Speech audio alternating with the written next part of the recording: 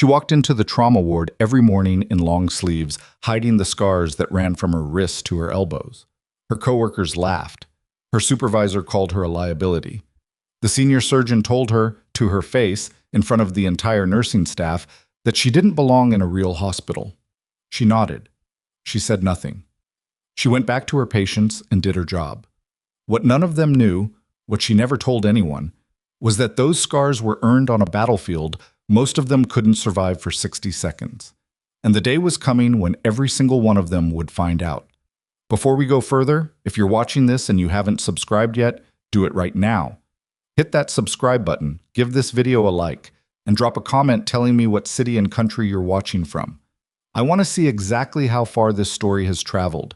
You don't want to miss what happens next, because this one is going to hit you somewhere deep. Now, let's get into it. The city of Harlow Falls, Colorado sat at the edge of the Rockies, in the kind of cold that didn't apologize for itself. November had come in hard that year, with ice on the roads by the first week, and a wind that cut through jackets like they were made of paper. Halverson Regional Medical Center occupied an entire city block on the north end of downtown. 8 floors of glass and steel that the local news called a crown jewel, and the nursing staff called a pressure cooker. The emergency department ran on controlled chaos most days.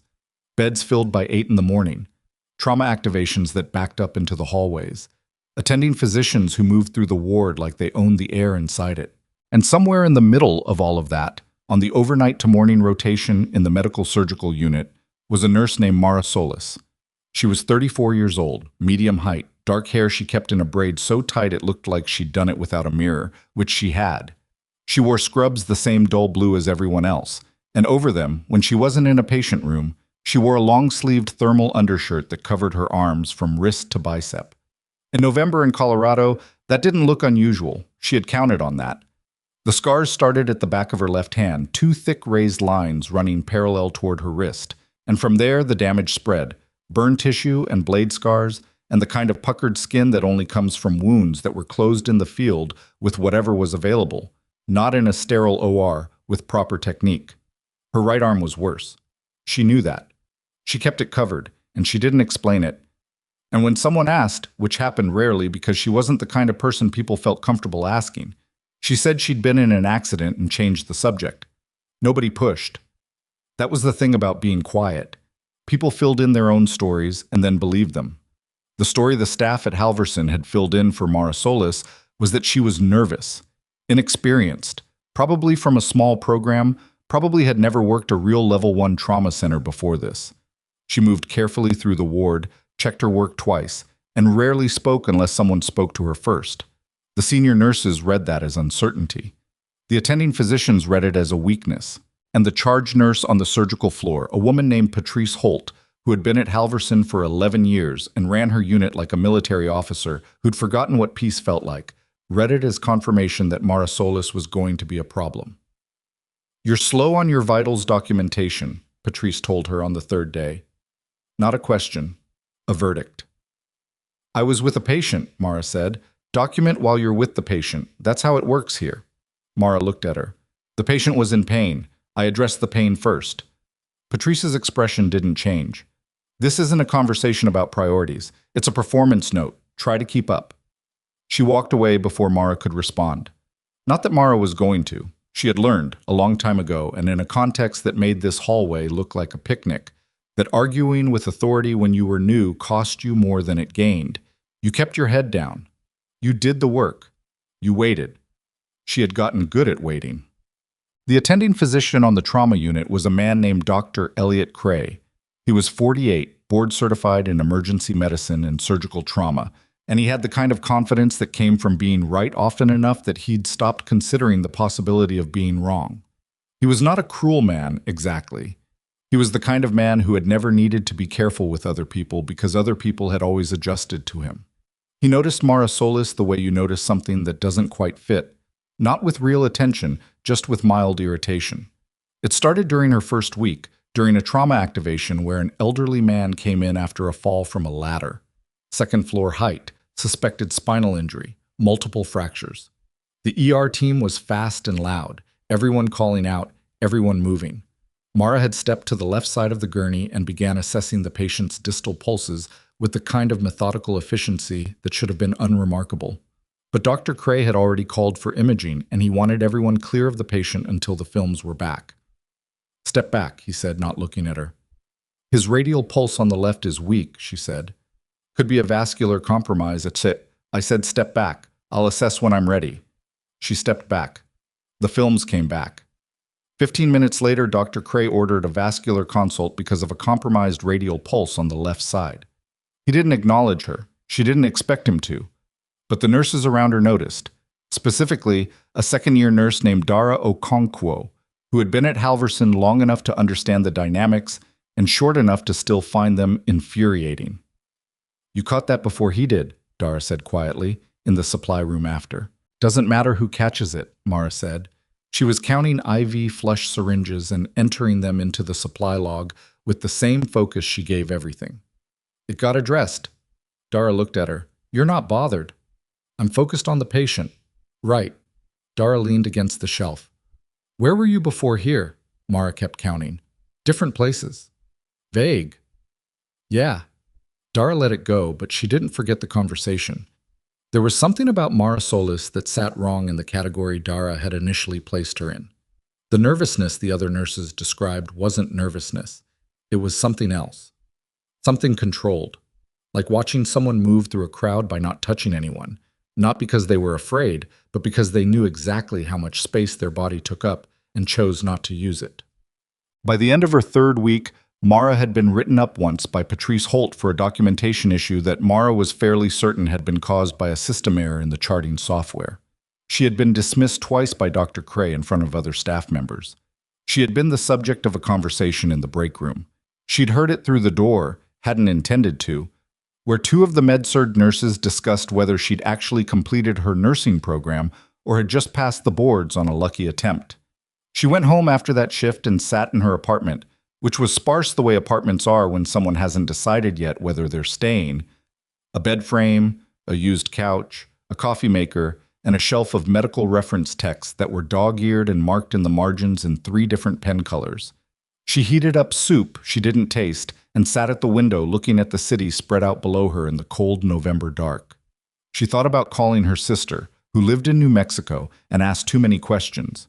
She thought about the number she had for her old unit's chaplain, who had retired years ago and probably didn't need her calling at 9 p.m. on a Tuesday. She didn't call either of them. She finished the soup. She slept. She was back on the floor by 6 the next morning. That was the thing about Mara Solis that none of them understood. Not yet. She wasn't there because she needed their approval. She wasn't there because civilian nursing was a fallback or a softer version of the life she'd left. She was there because patients needed someone in the room who stayed calm when the situation stopped being manageable. She had been in rooms where the situation stopped being manageable in ways that would have ended most people's careers or their lives, and she had come out on the other side of all of it with her hands still working and her head still clear. She could survive Halverson Regional. She could survive Patrice Holt and Elliot Cray and the break room conversations and the documentation write-ups. She had survived worse things in the dark. The incident that shifted things, not resolved them, just shifted them, the way the ground shifts before something bigger happens, occurred on a Wednesday afternoon in the 4th week of November. There was a patient on the surgical floor, Bay 6, named Gerald Tatum. 61 years old, post-op day 2 from a bowel resection, a big man who'd worked construction his whole life and talked to the nursing staff like they were his personal employees. He wasn't malicious, just accustomed to being the loudest person in any room. He complained constantly, called for attention more than his condition required, and had been marked in the chart, unkindly but not inaccurately, as a high-maintenance patient. Mara was covering the east side of the floor. She went in to check his midday vitals and found him sitting up in bed, red-faced, sweating through his gown, insisting he was just hot. She took his pressure. It was 88/55. "When did you last feel nauseated?" she asked. "I'm not nauseated. I'm hot. Can you turn the... Have you had any new pain since this morning? Different from the surgical pain?" He looked at her with the particular irritation of someone who doesn't want to answer questions when they've already decided what the problem is. "Maybe a little. It's just gas. They said I'd have gas." Mara looked at his abdomen. It was distended in a way that didn't match 2 days post-op gas. She listened to his bowel sounds, diminished on the right, absent below. She kept her face neutral. "I'm going to call the attending," she said. "You don't need to bother anyone. Mr. Tatum, I need you to stop talking to me for 1 minute while I make this call." He stopped. Something in her voice was different from what he'd heard out of her before. Different from what he usually heard out of nurses, actually. It wasn't rude, it wasn't raised, it was just completely, entirely certain. She stepped out of the bay and called the attending on duty, who was not Dr. Cray but a second attending named Dr. Finch, a quieter man who had covered weekends for 12 years and developed a healthy respect for nurses who sounded like they meant it when they called. She described what she'd found. He ordered imaging and a surgical consult and was there within 7 minutes. Gerald Tatum had an anastomotic leak. Early. Caught in time. He went back to surgery that afternoon and was back in recovery by evening, which meant he was going home in 4 days instead of in a coffin in 6. Dr. Finch told her quietly, in the hallway after, that she'd caught it as early as it could have been caught. Mara said, "He was symptomatic. Someone would have found it." "Maybe," Finch said, "but you found it." She went back to her documentation. What she didn't know, in that moment, was that Patrice Holt had been at the nurse's station when she made the call to Dr. Finch, had heard the way she spoke, the clinical precision, the controlled urgency, the complete absence of the tentative hedging that most nurses used when calling and attending. And something in Patrice's expression had shifted, just slightly, from assessment to something less comfortable. Patrice didn't say anything. She went back to her own work. But she watched more carefully after that. December came in colder than November had been, which Harlow Falls residents received with the resignation of people who had stopped being surprised by weather a long time ago. The roads iced over on the 2nd of the month, and by the first weekend, the emergency department was running 3 trauma activations before noon between car accidents and a construction site incident 2 miles north of downtown. Mara was not on trauma rotation. She was on the medical surgical floor covering 12 patients through what should have been a controlled morning, except that hospitals in the middle of weather events don't do controlled mornings. 2 patients needed earlier discharge processing than planned. One needed a blood transfusion that required an extra 40 minutes of monitoring. A family in Bay 9 had decided that this was the morning to speak with every member of the care team simultaneously and refused to be redirected. She managed all of it with the economy of someone who had triaged under actual fire. Not in the dramatic sense, in the literal sense. It was during the blood transfusion monitoring, around 10:15, that she became aware of the noise from downstairs. Not loud enough to be clear, but the kind of collective shift in sound that a building makes when something is changed on a lower floor. She noted it, stayed with her patient, did her job. At 11, Dara Okonkwo appeared in the doorway of Bay 4, where Mara was charting. "They've got something in the ER," Dara said. Her voice was careful.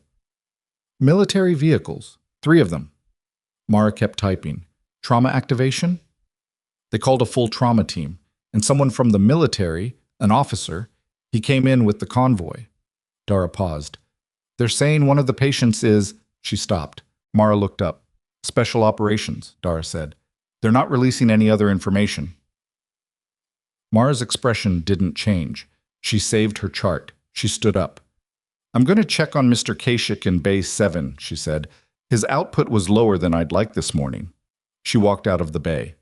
Dara watched her go, unsure why that exchange felt significant, just aware that it did. The ER trauma bay was controlled chaos in the way that Level 1 trauma centers manage, which is to say that from the outside it looked like controlled chaos, and from the inside it looked like organized war. 3 people were shouting across the room simultaneously, which in a trauma bay is not unusual, and the surgical resident was on the phone with the attending, and 2 nurses were cutting away a uniform that had already been partially cut away in the field. Mara came through the door at 11:08. She wasn't supposed to be there. She was a med-surg nurse. This was not her unit. She was there because she'd been walking past the ER entrance on her way back from the lab, and she'd looked through the glass and seen something in the positioning of the patient on the table that had stopped her feet before her brain had finished processing why. She stood at the edge of the trauma bay and watched. The patient was a male, approximately 30, lean and heavily muscled in the way of someone whose physical conditioning was professional rather than recreational. His blood pressure was on the monitor, 74/40. His breathing was labored and wrong in a specific way. The team was moving fast and efficiently, and they were doing it in the wrong order. A man in military uniform stood against the wall. He was watching with the particular stillness of someone in extreme distress who had trained the distress into a quieter register. He was watching the patient and not the team, which meant he was watching for outcomes, not process. Mara pushed through the door. "Excuse me," the charge nurse said immediately, a large man named Troy who ran the ER like a foreman.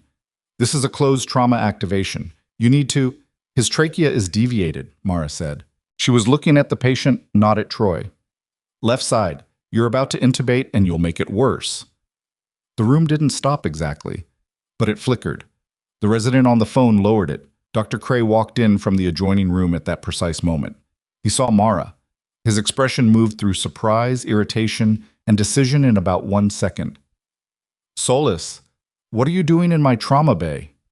"His breath sounds are absent on the right," she said. "The tracheal deviation started in the last 2 minutes. Look at the deviation of his sternal notch. He's got a tension pneumo developing. You need to needle decompress before you do anything else." The room was very quiet. Dr. Cray looked at the patient, then at the monitor, then, for 1 long second, at Mara. "That's a significant call," he said. His voice was not kind. It was the voice of someone choosing whether to be publicly embarrassed by a med-surg nurse or to follow the call and find out. "I know what I'm looking at," she said. From the wall, the military officer spoke for the first time. "She's right." His voice was quiet and certain and carried the specific weight of someone who had seen what she was describing before.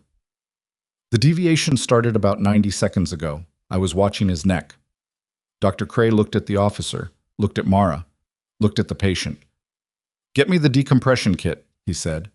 The room moved. The needle went in at the second intercostal space, mid-clavicular line. The rush of air was audible. On the monitor, the blood pressure began, not immediately, not perfectly, but genuinely, to climb. No one said anything for several seconds. The officer pushed off the wall and crossed the room. He stopped in front of Mara.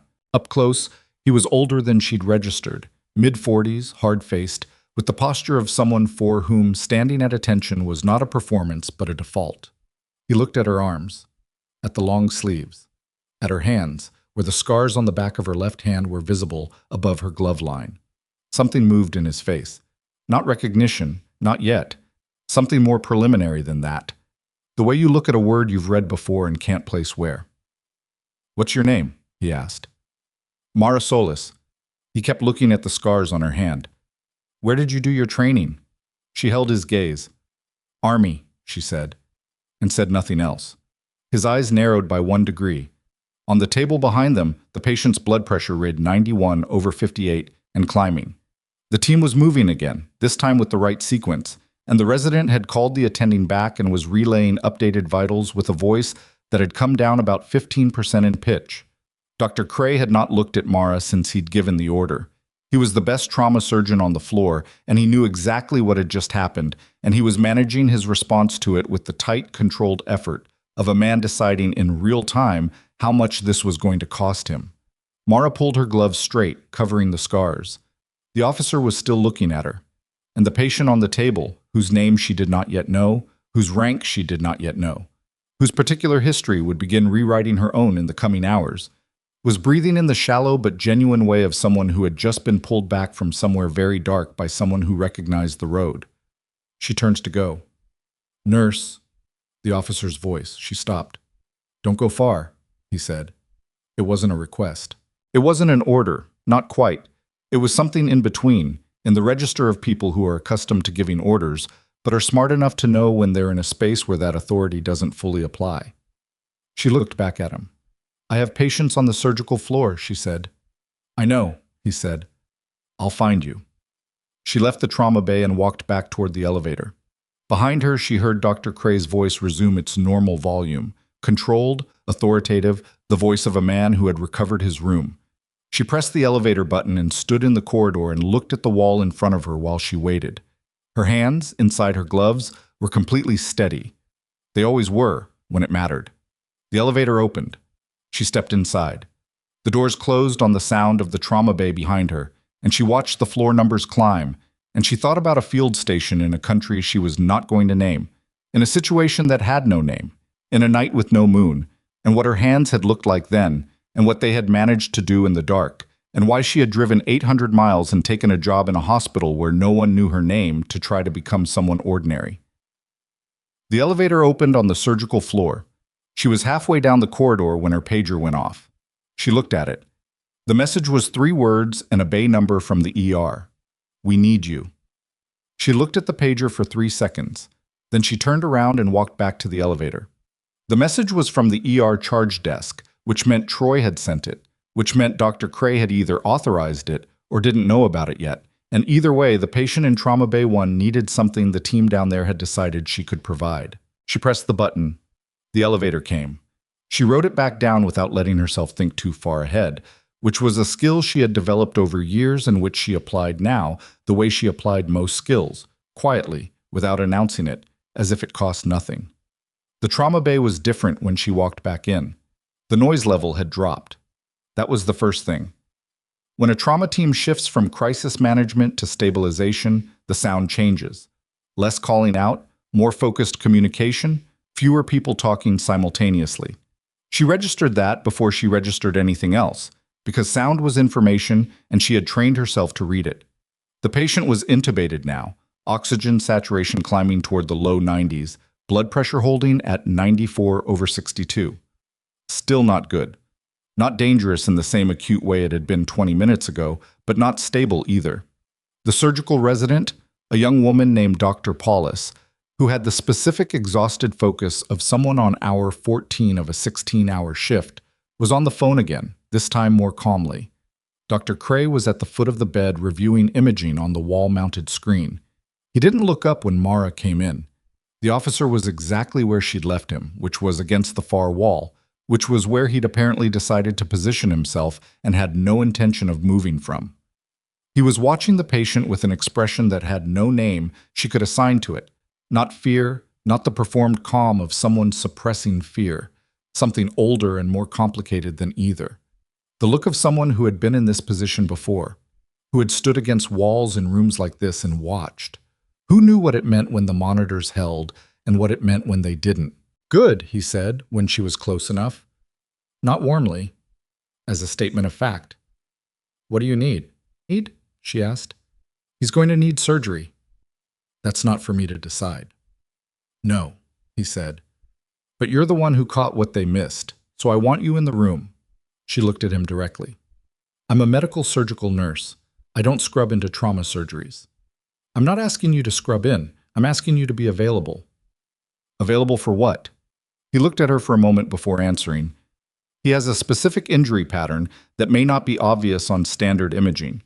There are things about his history that aren't in any database the surgical team will have access to. I need someone in that room who knows what they're looking at when something doesn't match the textbook. Mara kept her voice flat. "That description doesn't match my qualifications."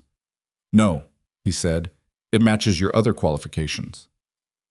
The room between them felt very small. She was aware of Troy moving behind her at the desk, aware of Dr. Paulus still on the phone, aware of the monitors cycling through their readings in the patient's steady, mechanical voice. "I know what you think you know about me," she said. "I think I know something about those scars," he said quietly. "And I think you know more about blast pattern injury to the thoracic cavity than anyone else in this building. And I think that patient on the table is someone I'm responsible for, and I am asking you, as directly as I know how to ask, to help me keep him alive." She looked at the patient. He was young. She hadn't let herself look at that directly before, but she looked now. 30, maybe 32. The particular physicality of someone who had been doing something demanding for years, not someone who had just started. His hands, where they lay at his sides, had the specific callousing pattern she recognized without wanting to. She had seen it on other hands. She had seen it in the dark, in the field, when hands were all you had to work with. She looked away. "Talk to the attending," she said. "If Dr. Cray clears me to consult, I'll be there."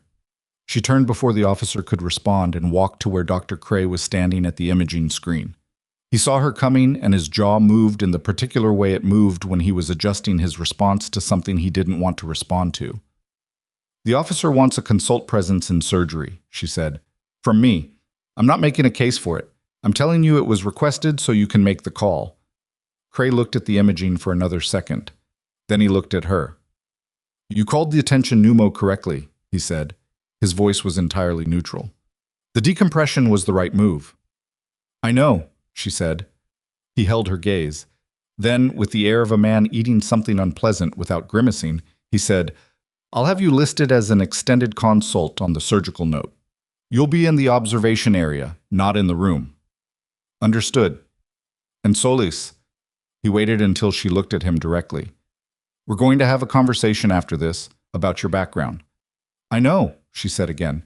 He turned back to the screen. She moved to the supply area to wash her hands, and while she washed them, she looked at the scars on her left hand, the ones above the glove line, and she thought about the conversation she'd just agreed to have.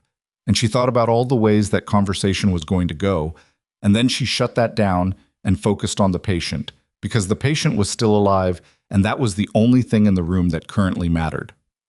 The surgery took 3 hours and 40 minutes.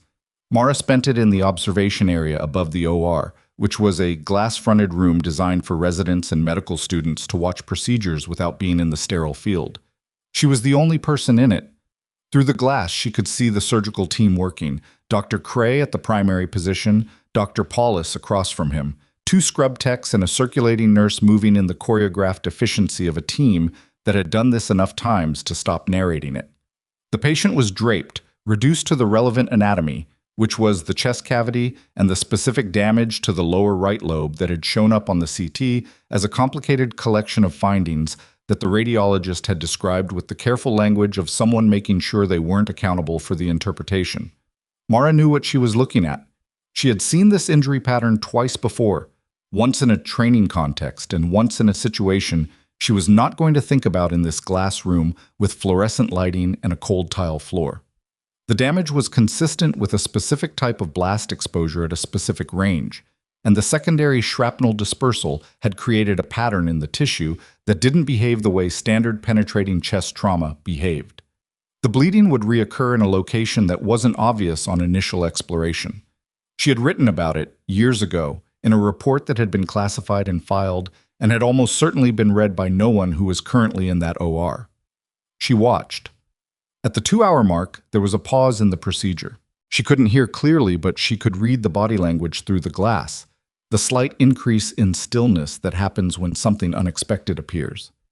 Cray's head dropped a few degrees. Paulus said something. The scrub tech adjusted the retractor. Mara pressed her hand flat against the glass. "There," she thought. "That's where it is." 2 minutes later, Cray made a decision and moved. She watched the maneuver. Not the one she would have made, but a logical alternative, competent and technically sound. It would address the immediate problem. Whether it addressed the secondary site would depend on what the follow-up imaging showed. She lowered her hand from the glass. Behind her, the door to the observation room opened. She turned. The officer. He had changed from his field uniform into something more formal. Dress uniform, she registered, with the kind of reflexive categorization she could not fully suppress. He came in and stood beside her at the glass without speaking. They watched together for a few minutes. "He's going to make it," she said. Not a question. "You can tell that from up here?" "Cray's good," she said. "Not infallible, but good. And the decompression bought enough time that the secondary hemorrhage wasn't as extensive as it could have been." The officer was quiet for a moment. "You identified the secondary site." She didn't answer. 20 minutes into the procedure, he said. "I was watching you. You put your hand on the glass." She turned to look at him. "I don't know your name." "Colonel Dane Rourke," he said. "Army Special Operations Command." He didn't extend his hand. The situation didn't call for it. "And I know who you are." There it was. She had been waiting for it since the moment he looked at the scars on her hand in the trauma bay. The waiting had been a specific kind of weight she'd been carrying for the last 3 hours, and now that it had arrived, it was almost a relief. The way a storm you've been tracking is almost a relief when it finally comes in. "You have a file," she said. "Everybody has a file.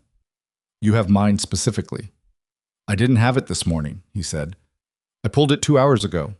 She looked back through the glass at the surgery. And? And I want to know why Mara Solis, former Army Special Operations Medical Specialist, call sign Viper, 3 combat deployments, 2 classified citations, is working nights on the medical surgical floor of a hospital in Harlow Falls, Colorado. She was quiet for long enough that he didn't fill the silence, which told her something about him, that he had learned when not to talk. That was rarer than people thought. Because I left, she said finally. Why? Because I wanted to. That's not a reason.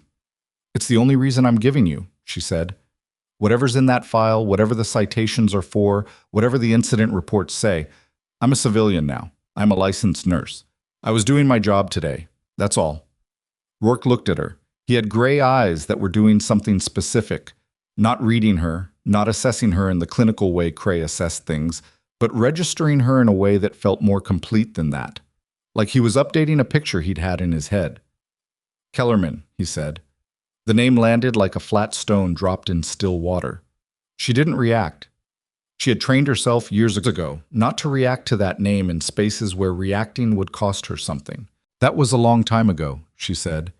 The man whose life you saved in that OR this afternoon. His name is Staff Sergeant Wyatt Nolan. He was on the same operation. She didn't move. He was the youngest one, Rourke said. He was 19. He's 31 now. He doesn't know you were here. He doesn't know who called the pneumo. She said nothing. I thought you should know who you saved, Rourke said. And then he did something she didn't expect, which was to stop talking. Just stop. Let it sit. Below them, in the OR, Dr. Cray was closing. She watched Paulus irrigate the field, watched the scrub tech counting instruments with the methodical focus that was one of the most important things in a surgical suite and one of the least noticed. She thought about a night 12 years ago and a field station with inadequate lighting and a kid who was 19 years old and bleeding in a way that required everything she had and some things she hadn't known she had until that moment. Why did you pull my file? She asked. Because I needed to know if you were who I thought you were, Rourke said. And now that you know? He took a breath. Not uncertain, something more deliberate than that. Someone choosing what to say next from a set of options, deciding what order to put them in. I'm not going to make this complicated, he said. I'm going to tell the hospital administration that you provided critical clinical support during a federal medical emergency. That's a matter of record. That's going to appear in my report to SOCOM, and it's going to appear in Nolan's medical file, and it's going to be on paper. I didn't ask for that. I know you didn't. Then don't. I'm not doing it for you, he said, and for the first time something in his voice had an edge, not hostile, just sharp and clean and direct. I'm doing it because it's accurate, and because accurate records matter, and because I am not going to allow what happened today to be undocumented. She looked at him. What happened today, she said carefully, is that I correctly identified a tension pneumothorax in a trauma bay I wasn't supposed to be in. That's part of what happened today. She turned back to the glass. The surgery was finishing. The closing sutures were going in with the particular rhythm of an end, slower, more deliberate than the repair phase, the rhythm of conclusion. I need to get back to my floor, she said. I know. He reached into his jacket and removed a business card, actual physical card, which she registered as a specific generation decision, and held it out. When the administration conversation happens, and it will happen, probably tomorrow, you're going to want to know what I've said. She took the card without looking at it. When who has a conversation with administration? Me, he said. I'm requesting a meeting with the hospital director in the morning. She felt something cold move through her chest. Not fear exactly, the feeling of understanding a sequence of events you can't fully stop, like watching weather come in. I didn't ask you to do that, she said. I know you didn't, he said again. She left the observation room and went down the corridor and found the elevator and went back to the surgical floor, where 3 of her 12 patients needed attention, and the charting for the afternoon was 2 hours behind, and Patrice Holt was going to have something to say about both of those things. Patrice did have something to say. She said it in the hallway outside the nurses' station, in a voice calibrated to be audible to the 2 other nurses within range without being technically classifiable as a public reprimand, which was a skill Patrice had refined over 11 years of doing exactly this. You left the floor without authorization for, she checked the log, 3 hours and 42 minutes. There was a trauma in the ER, Mara said. I was asked to provide clinical support by the attending. Dr. Cray's attending notes list you as an extended consult. Yes. You're a med-surg nurse. Yes. Patrice's eyes were doing something that Mara had noticed before but not fully analyzed. The specific look of someone who is recalibrating without wanting to admit they're recalibrating, like watching someone adjust their grip on something they thought they knew how to hold. Your afternoon charting is incomplete, Patrice said. I'll have it done in 2 hours. You'll have it done in 1. 2, Mara said. My patients are stable. I'll have it complete before the end of shift. Patrice held her gaze. Then she walked away, which was not agreement exactly, but it was not escalation either, and Mara took it for what it was and went to work. She finished the charting in 90 minutes. She did it because she was good at it, and because she had come to understand in her 3+ years as a civilian nurse across 4 different hospitals, that documentation was not the enemy of patient care. It was the record of patient care, and records mattered, and Rourke's voice saying accurate records matter sat in her head while she typed. At 8:15 p.m., as the day shift handed off to nights, Dara Okonkwo found her at the medication station. The military patient, Dara said without preamble. The one from this afternoon. Word is you were in the observation suite for the whole surgery. I was available for consult, Mara said. She was scanning a barcode. That's in the attending note. Troy in the ER is telling people you called the pneumo before Cray did. Cray gave the order. Mara. Dara's voice had gone quieter, which was its own kind of signal. I'm not asking you to tell me anything you don't want to tell me. I'm telling you that people are talking, and the way people are talking, it's different from how they've been talking. Mara looked up from the scanner. Before, Dara said, they talked about you like you were a curiosity, like someone who got lucky on the Tatum catch, she paused. Now they're talking like they're not sure what they've been looking at this whole time. Mara was quiet. Is there something you should have told someone? Dara asked. About your background? My licensure is current and complete, Mara said. My credentials are on file. That's not what I asked. She put the scanner down. I know what you asked. She picked it back up. My background isn't relevant to my nursing practice here. You called attention pneumo that the trauma team missed. I observed a clinical finding. That's nursing. Dara looked at her for a long moment with the expression of someone who has run out of angles and knows it. Okay, she said. Okay. She turned to go, then stopped. The officer, the one who came in with the convoy, he came up to the nurse's station about an hour ago, looking for you. Mara stopped scanning. He left a message. Dara held out a folded piece of paper. He said to give it to you when your shift was ending. Mara took it, unfolded it. The handwriting was spare and angular, the handwriting of someone who wrote things quickly and meant what they wrote. Meeting with hospital director tomorrow at 0900. You should be there. Rourke. And below that, added in a different pen, like an afterthought, which she suspected it was not. Nolan woke up an hour ago. First thing he said was a name. I think you know which one. She stood at the medication station with the note in her hand and the fluorescent lights doing what fluorescent lights do at the end of a long shift, which is flatten everything into the same dull register. And she thought about a 19-year-old kid saying a name in a field station in the dark. And she thought about a 31-year-old man in a post-surgical recovery bed saying it again. She folded the note. She put it in her scrub pocket. She finished the medication rounds. She signed out at 9 p.m., took the elevator to the lobby, walked out into the December cold of Harlow Falls, and stood on the sidewalk in front of the hospital with her arms wrapped around herself. Not against the cold. She didn't really feel the cold in the way that registered as uncomfortable, which was one of the lasting effects of too many nights in mountain terrain with inadequate gear, just standing, just being outside the building. Her phone buzzed. Unknown number. She looked at it. She almost didn't answer. She stood there for 4 seconds in the cold with the phone in her hand and the city sounds of Harlow Falls moving around her, and then she answered. Solis, she said. The voice on the other end was not Rourke. It was a woman, older. The kind of voice that had learned over a long career to project authority without raising volume. Ms. Solis, my name is Director Kathleen Varro. I'm the Administrative Director of Halverson Regional Medical Center. A pause. Exactly the length of a pause someone uses when they want you to understand the weight of what follows. I understand you were involved in a clinical incident this afternoon involving a federal patient. I provided a consult at the attending's request, Mara said. It's documented in the surgical note. Yes, Vero said. I've read the note. Another pause. I've also received a preliminary communication from a Colonel Rourke, Army Special Operations Command, indicating that he intends to provide a formal statement regarding your conduct during the incident. I'm aware of the meeting he requested, Mara said. What you may not be aware of, Vero said, is that Dr. Cray has also requested a meeting with me. Tonight. The cold air moved against her face. He's filed a preliminary complaint, Vero continued, regarding scope of practice, unauthorized floor departure, and interference in a trauma activation by a non-assigned staff member. Mara said nothing. I'm not calling to prejudge the situation, Vero said. I'm calling because I will be meeting with both parties tomorrow, and I believe, as a matter of professional courtesy, you should know what's been filed. I appreciate that, Mara said. Ms. Solis. Vero's voice shifted by approximately half a degree. Not warmer, but more direct. Is there anything about your professional background that is relevant to what occurred today that I should be aware of before those meetings? Mara looked at the hospital building.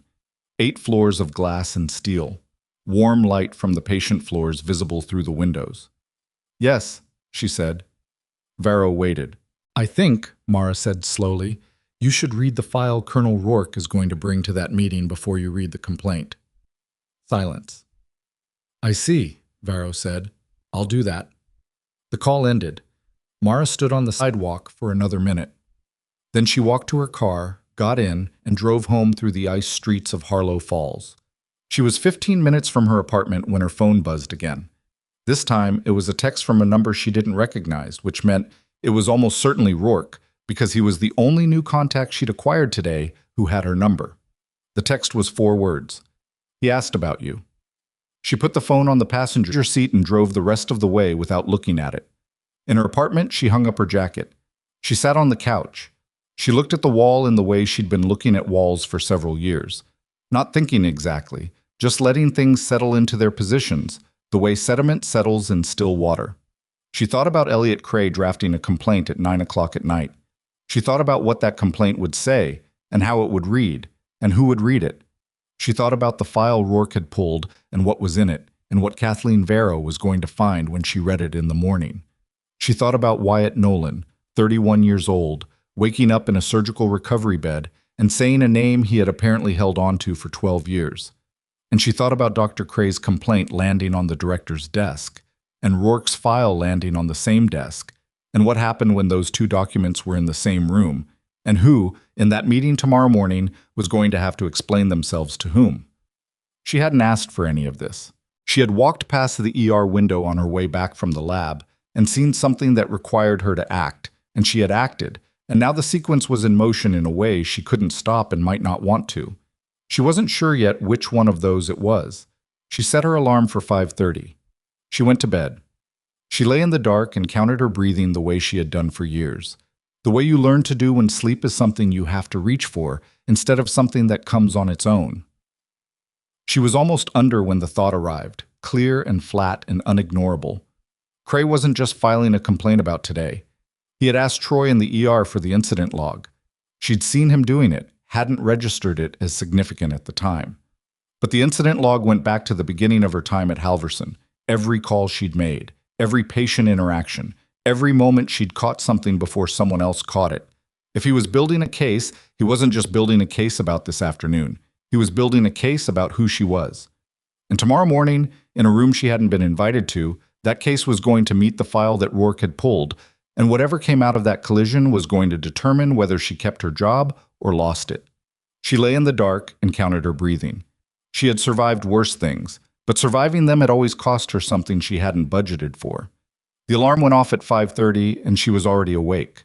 She had been awake since 4, which was not unusual. She lay in the dark for the 20 minutes between 4 and 4:20 the way she had learned to, not trying to sleep, not fully engaging with the thoughts that were available, just existing in the space between, which was its own form of rest even when it didn't feel like one. At 4:20 she got up, made coffee, stood at the kitchen window with the mug in both hands and watched the city outside move from dark to the particular gray of a winter pre-dawn, the kind of light that didn't commit to anything. She thought about the meeting at 9. She thought about Cray's complaint and Rourke's file sitting on opposite sides of Kathleen Vero's desk, like two different versions of the same story waiting to be arbitrated. She thought about what she was going to do between now and 9, and the answer was that she was going to go to work, because her shift started at 6, and she had patients who needed her, and she was not going to spend 3 hours in this apartment building a case in her head for a room she hadn't been invited into. She was on the floor by 5:58.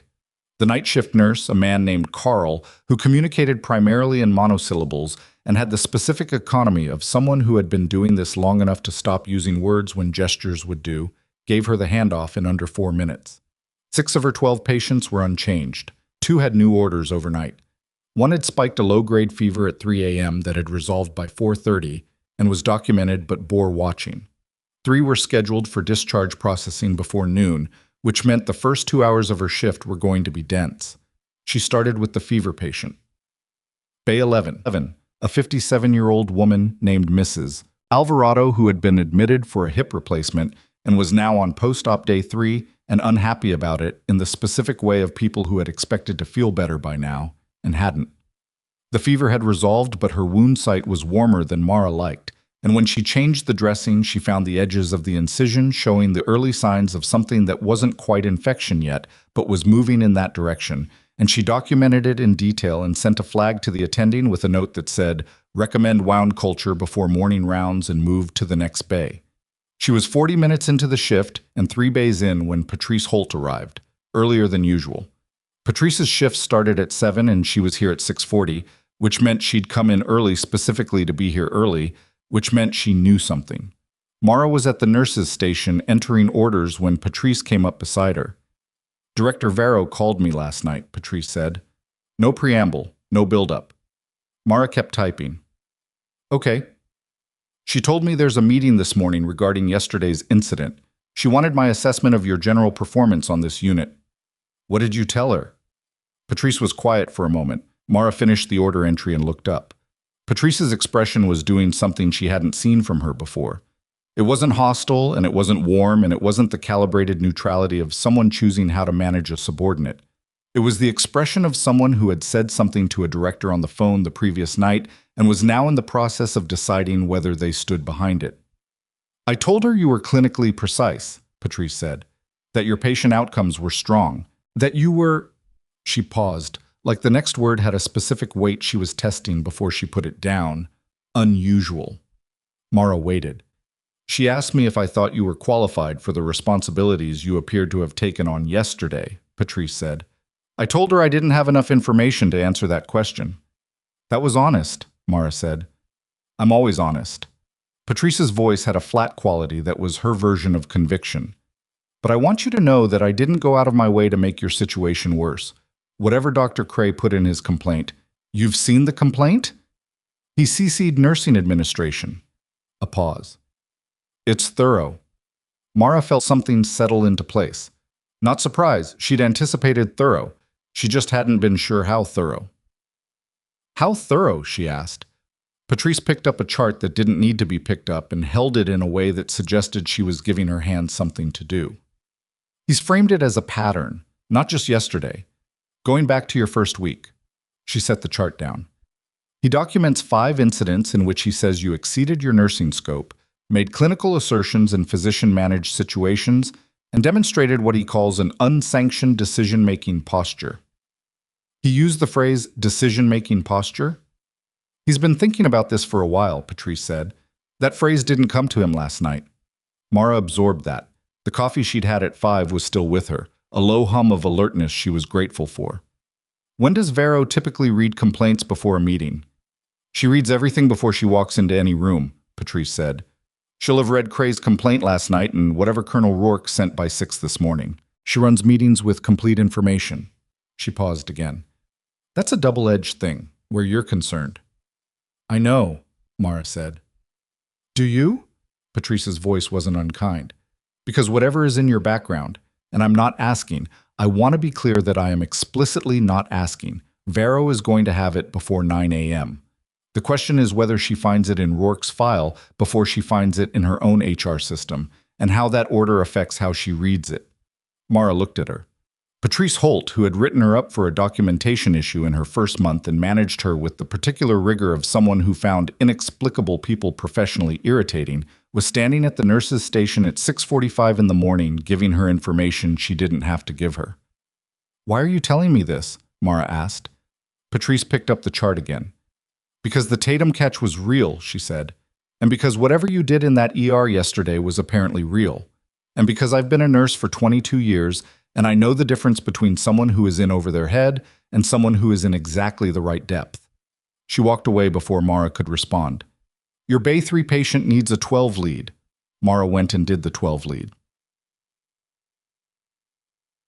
At 8:15, she was in the medication room when Dara Okonkwo appeared in the doorway with the specific expression of someone carrying news they hadn't decided how to deliver. "Nolan's awake," Dara said. "Fully awake, I mean. They moved him out of surgical recovery into a monitored room on 4. He's talking." Mara kept pulling medications. "Good. He's been asking for you." Her hand slowed by one count, then resumed. "He doesn't know me. He asked for the nurse from the ER. Troy in the ER told him your name." Dara paused. "The officer, Rourke, was with him this morning. I don't know what they talked about, but Nolan asked one of the floor nurses if he could send a message to Amara Solis on the surgical floor." Mara finished pulling the medications. She checked them against the MAR twice, not once, because she always checked twice, and she wasn't going to stop doing that because her head was occupied elsewhere. "I can't go to 4, she said. "I'm on 6, and I have a meeting at 9 that I haven't been officially invited to, but that I apparently need to be at." "I know," Dara said. "I'm just telling you because I thought you'd want to know." "I do want to know," Mara said. "Thank you." Dara stayed in the doorway. "Can I ask you something?" "You're going to regardless." "Fair." A beat. "The call sign thing, Viper, is that—" Mara looked at her directly. "Something I heard because I was standing near the nursing station when Rourke was talking to someone on the phone," Dara finished, with the specific tone of someone who knows they've walked up to a line. "And I wasn't meant to hear it." Mara was quiet for a moment. Then she said, "Do me a favor?" "Yeah." "Don't repeat it." Dara nodded once. "Already forgotten," she said, and left. Mara stood in the medication room alone for 10 seconds, which was the amount of time she allowed herself. And then she picked up the medication tray and went to her patients. At 8:55, her pager went off. The message was from the administrative floor. "Director Varro requests your presence in conference room 3B at 0900. So she had been officially invited. She flagged her patients to the charge desk, noted she'd be in an administrative meeting, gave Dara the handoff information for anything urgent, and took the elevator to the 3rd floor. Conference room 3B was a windowless room with a table that seated 8 and at 9 a.m. held 4. Kathleen Varro sat at the head, a woman in her mid-50s with close-cropped silver hair and the particular stillness of someone whose authority was established enough that she didn't need to perform it. To her right was Dr. Cray, in his white coat, sitting with a folder in front of him that was thick enough to be his complaint and the documentation supporting it.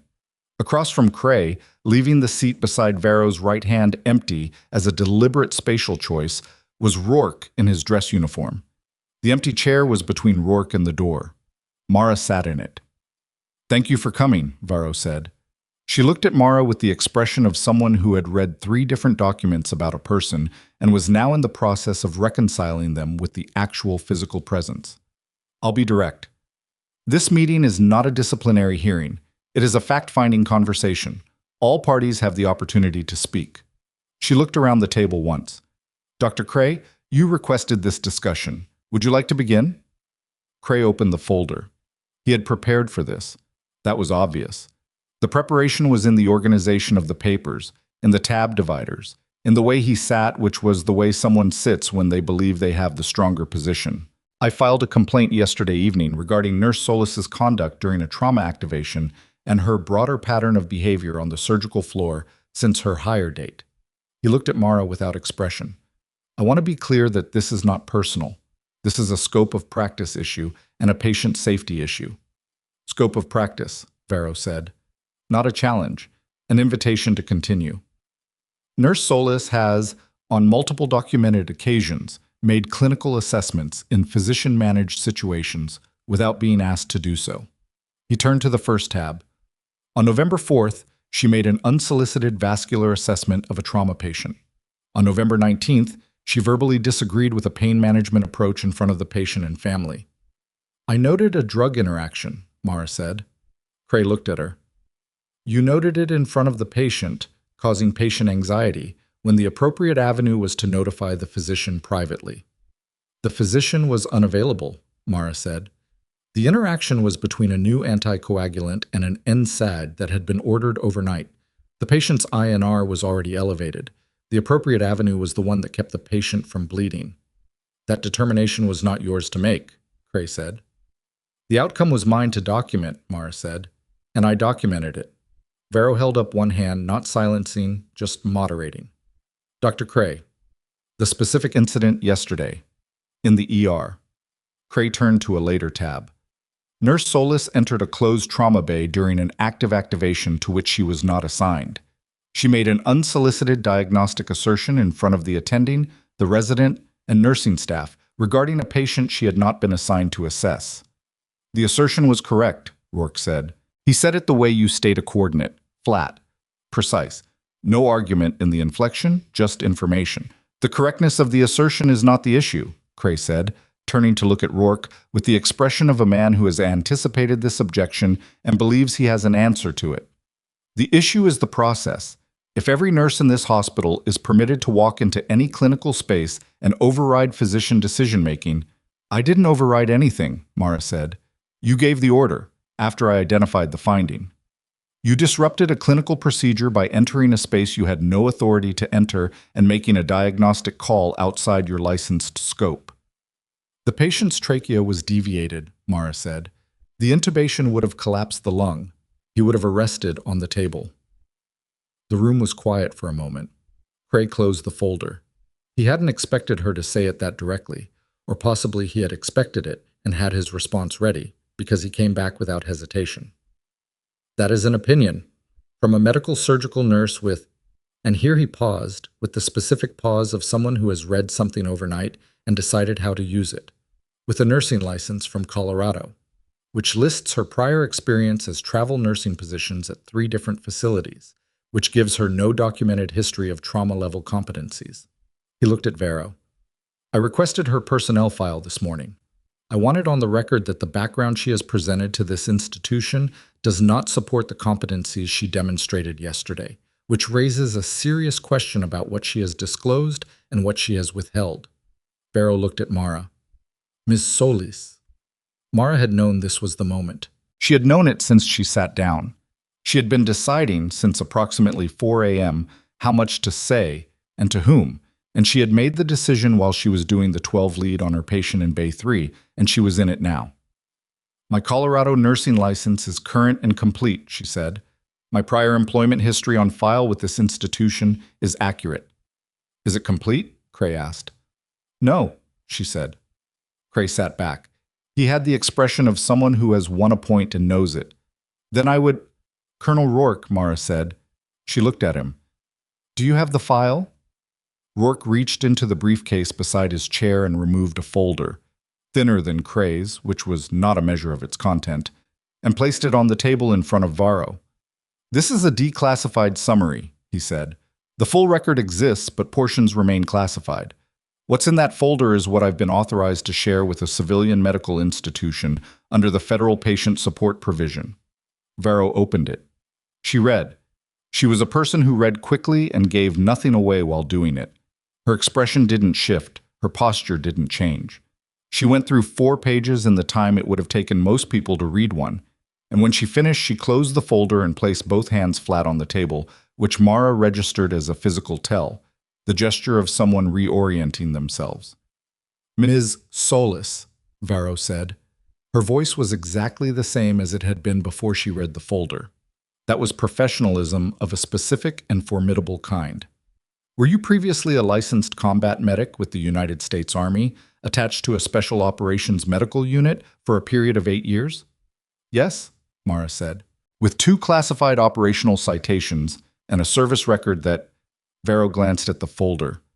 Colonel Rourke describes as, and I'm quoting, among the highest performing clinical operators in forward surgical support across 3 theaters of operation.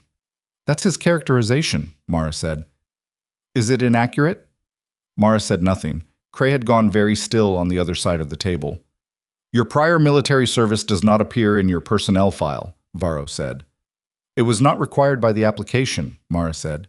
The application asked for civilian licensure history and civilian employment history. I provided both accurately. You omitted it deliberately, Cray said. His voice had changed. The preparation was still there, but something underneath it had shifted. I omitted information I wasn't required to provide, Mara said, in the same way that every employee in this building omits information they aren't required to provide. That's a semantic argument. It's a legal one, Rourke said, without looking up from the table where he'd been looking since Varro started reading. Her application was compliant. Her licensure is valid. Her omission of prior military service was legal, voluntary, and consistent with the privacy protections afforded to former service members. Cray looked at Rourke for a long moment, then at Varro. I want to be very clear about what I'm saying, he said, and his voice had found a different register now. Quieter, more deliberate, the voice of someone who has realized the ground has shifted and is choosing his next steps carefully. I'm not disputing her background. I'm saying that a nurse with undisclosed trauma and surgical competencies who has been operating on my floor while concealing those competencies represents an institutional liability.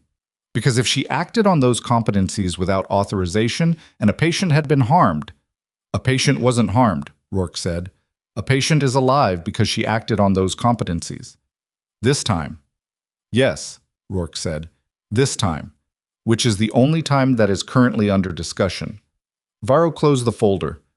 I'd like to take a brief recess, she said. 15 minutes. I need to make two calls. She stood. Everyone stood reflexively. She left the room. Mara sat back down. Cray did not sit. He stood at the end of the table with the folder in his hands, looking at it. Rourke stayed in his chair, and after a moment he looked at Mara with an expression she couldn't fully categorize, something that acknowledged the room they were in and what it had cost to get here and the fact that it wasn't over. You did well, he said quietly. I didn't do anything, she said. I answered questions. That's doing well, he said. Cray set his folder down. He didn't look at Mara. He looked at the wall on the far side of the room, which was a blank wall, and he looked at it with the expression of a man doing an internal calculation he hadn't expected to have to do. The drug interaction, he said, not to anyone specifically. In November. Mara looked at him. I reviewed it this morning, he said, after I filed the complaint. He paused. The patient's INR was 3.4. The NSAID would have... He stopped, pressed his lips together. It was a valid catch. I know, she said. I wrote it up as insubordination. I know that too. He looked at her then. She looked back at him. He was not a man who apologized easily. She could see that in his face, in the specific structure of his discomfort, the way someone looks when they're standing next to a word they've never had reason to practice. He didn't say it. He looked back at the wall. The 15 minutes passed in a silence that was not exactly comfortable but was honest. Varro came back in. I've spoken with hospital legal and with a representative from the Federal Liaison Office, she said, resuming her seat. I want to state for the record that this conversation has been illuminating and that my findings will be formalized in writing within 48 hours. She looked at Cray first. Dr. Cray, the complaint you filed is under review. I'm not dismissing it, but I'm placing it in the context of the complete clinical picture of yesterday's events, which includes the verified outcome for the federal patient and the clinical record Nurse Solis has established in her time here. She looked at Mara. I'm requesting that you voluntarily submit a full professional history to HR within 5 business days. This is not punitive. It is so that this institution can accurately represent the scope of competencies on our clinical staff. I'll do that, Mara said. Colonel Rourke, Varro said. Your formal statement will be entered into Nurse Solis's personnel file alongside the complaint. Both will be reviewed in my final determination. She folded her hands. That determination will include whether any modifications to current assignments are appropriate. I want to be clear that I am not making any changes today. Understood, Rourke said. They stood. The meeting was concluding. Cray collected his folder without speaking and moved toward the door, and Mara thought, watching him, that the meeting had done something to him that she recognized because she had seen it happen to other people in other rooms where a thing they believed was true had turned out to be more complicated than they'd thought. He wasn't a villain exactly. He was a person whose certainty had been built on a picture of her that was wrong, and the picture had just been replaced and he didn't know what to do with that yet. She would probably have to figure out how to work with him going forward. That was a problem for later. Rourke stopped beside her in the doorway. "Nolan wants to see you," he said, "if you're willing. He knows you can't leave your floor. He asked if you could come at the end of your shift." "I'll think about it," she said. "Mara." He said her first name like he'd been using it for years, which was either a presumption or a deliberate choice to cut through something, and she wasn't sure yet which. "He's been carrying that name for 12 years. He deserves 5 minutes. She looked at him for a moment. Then she went back to the elevator and back to her floor and back to her patients, because she had 7 hours left in her shift, and Mrs. Alvarado's wound culture results were going to be back before noon, and there were 3 discharges to process, and a family in Bay 9 who still had questions. She did all of it. She did it with the same methodical attention she brought to everything. Not because she was performing normalcy, but because her patients were real, and their needs were immediate, and the meeting in 3B was over, and this was what was left. The culture came back at 11:30, early staff. She had the antibiotics ordered and running before Cray's afternoon rounds, documented everything in the chart, and sent him a note with the results and her recommendation. He sent back a single-word response, confirmed, which was the closest thing to an acknowledgement she was going to get, and she took it. At 2 p.m., Dara found her in the supply room. "Something's happening on 4, Dara said. Mara turned. "Nolan, they called a rapid response 20 minutes ago." Dara's voice had the careful quality of someone delivering information they don't want to have to deliver. "He coded. They got him back. But the surgical team is saying there's a secondary bleed." The supply room was very quiet. "The location of the bleed," Mara said. "Did anyone say where?" "I heard someone say lower right lobe," Dara said. "But I don't—" "That's the secondary site," Mara said. She was already moving. "The one that didn't show on the initial imaging." "Cray's up there," Dara said, falling into step behind her. "And Dr. Paulus." "I know." She hit the stairwell door. "I know they are." She took the stairs to 4 because the elevator was slow and her body had decided to move faster than waiting allowed. She pushed through the door to the 4th floor and followed the sound of a rapid response team in the specific register of controlled urgency. The room was Wyatt Nolan's, and it was full of people. She stopped at the doorway. Rourke was against the wall. He looked at her when she appeared in the doorway with an expression that was the adult version of relief. Not warm, just accurate, the face of someone who had hoped for a specific thing and was now looking at it. Dr. Paulus was at the bedside, on the phone. Cray was not in the room yet. Nolan was conscious. That was the first thing she registered. He was awake, his oxygen mask on, his color bad, but his eyes open. He was looking at the ceiling with the specific expression of someone who has just experienced something that reminded them, with great clarity, that they were still in a body. Mara looked at the monitor. Heart rate 118, blood pressure 84/50. She looked at his chart on the tablet by the door. She went through the surgical notes from yesterday, the post-op imaging, the nurse's assessment from this morning, the secondary site. She had seen it through the glass. She had watched Cray address the primary and had tracked the secondary as an open question that would depend on follow-up imaging.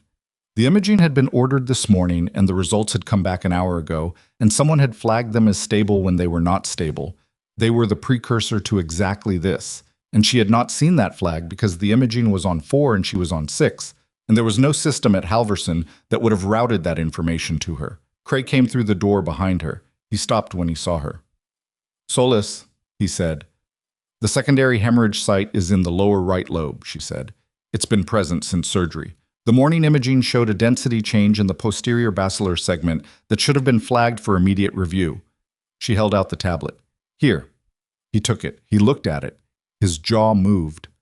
"He needs to go back into the OR," she said. "The bleeding is venous, not arterial. There's time, but not a lot. If his pressure drops below 70 systolic, it's going to become arterial before they can get him on the table." Cray looked at the imaging, at the monitor, at Nolan. Then he looked at Mara. It was a different look from any she had seen from him before. Not warm, not an apology. Something more complicated than either. The look of a man who has just had to use a resource he spent months dismissing and who is now face to face with the specific weight of that. "Call the OR," he said to Paulus. "Tell them we need a table in 20 minutes. Paulus relayed the call. Nolan turned his head. He was looking at Mara. He had been looking at her since she walked in, she realized, with the focus of someone trying to match a face to a name they've been carrying for a long time. "You're Solis," he said. His voice was rough from the intubation and the oxygen mask. She looked at him. "Yes." Rourke told me. His eyes were dark, carrying something she recognized. Not gratitude exactly. Not yet. Something earlier than gratitude. Recognition. The specific look of someone who has been found in a way they didn't know they were lost. "He told me you were here." She didn't say anything. "I remember the field station," he said. His voice was working against the oxygen mask and his blood pressure and the fact that he had coded 40 minutes ago. "I remember hands." She kept her expression neutral and her voice level, and she put her hand on his arm, the scarred one, the right one, where the damage was worst, and she let him see it without hiding it, which was something she had not done since she arrived at Halverson. "You need to stop talking," she said. "They're taking you back to surgery." "Will you, I'll be there," she said. She didn't know if that was true. She said it because he needed to stop talking and he needed to consent to the OR, and he needed to not use whatever energy he had left on words. And the way to accomplish all three things was to give him the answer that ended the sentence. He closed his eyes. She stepped back. Rourke was beside her. He looked at her hand, the scarred right arm, uncovered, visible, and then at her face. She pulled her sleeve down. "You're not going to be able to pull that sleeve down forever," he said. Not cruelly, just accurately. "I know," she said. The OR team arrived with the gurney. The room mobilized. She moved out of the way and watched them transfer Nolan and wheel him out.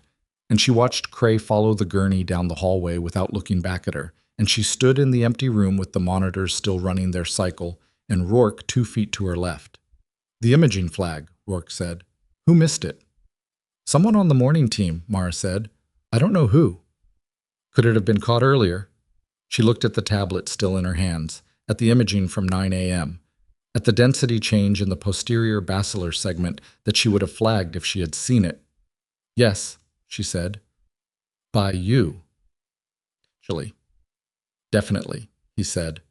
Not accusing, just the same flat precision he used for everything. If you'd been assigned to monitor his post-surgical imaging, you would have caught it at 9 a.m. He wouldn't have coded. "I wasn't assigned to him." "No," Rourke said. "You weren't." He looked at the doorway where the gurney had gone. "I'm going to have a second conversation with Director Vero this afternoon." "Rourke, this is not about you," he said. "This is about a federal patient who nearly died this morning because of a systems failure in this institution. That is my operational responsibility, and I'm going to address it." She handed him the tablet. "The imaging timestamp is 9:03, she said. "That's when it should have been caught." He took it. She went back to the stairwell door. "Solis," he said. She stopped. "The sleeve," he said. "You showed him." She pushed through the door. She walked down the stairs to the surgical floor and went back to her station and picked up where she had left off. And she did not let herself think about Nolan in the OR, or Cray following the gurney, or the timestamp on the imaging, or Rourke climbing the stairs to Kathleen Vero's office with a tablet in his hand and a second conversation to have. She did not let herself think about any of it because thinking about it would not change any of it, and her patients were here and they needed her here, and the only thing she had ever been able to control in any situation was what she did with her hands in the moment she was in. Her hands were steady. They were always steady. At 4:50 p.m., with 40 minutes left in her shift, her pager went off. Not the charge desk. Not administrative. It was from the OR. The message was 3 lines, and she read them standing at the nurse's station in the fluorescent light of the surgical floor with Dara Okonkwo watching her from 6 feet away and Patrice Holt visible at the end of the corridor. The first line was Nolan's vitals. Stable, surgery concluded, hemostasis achieved. The second line was the attending's note, secondary hemorrhage controlled, posterior basilar segment, consistent with prior assessment. The third line was not a medical note. It was from Cray. 4 words, typed into the clinical messaging system that was recorded and time-stamped and became part of the permanent medical record of Halverson Regional Medical Center. You were right, I know.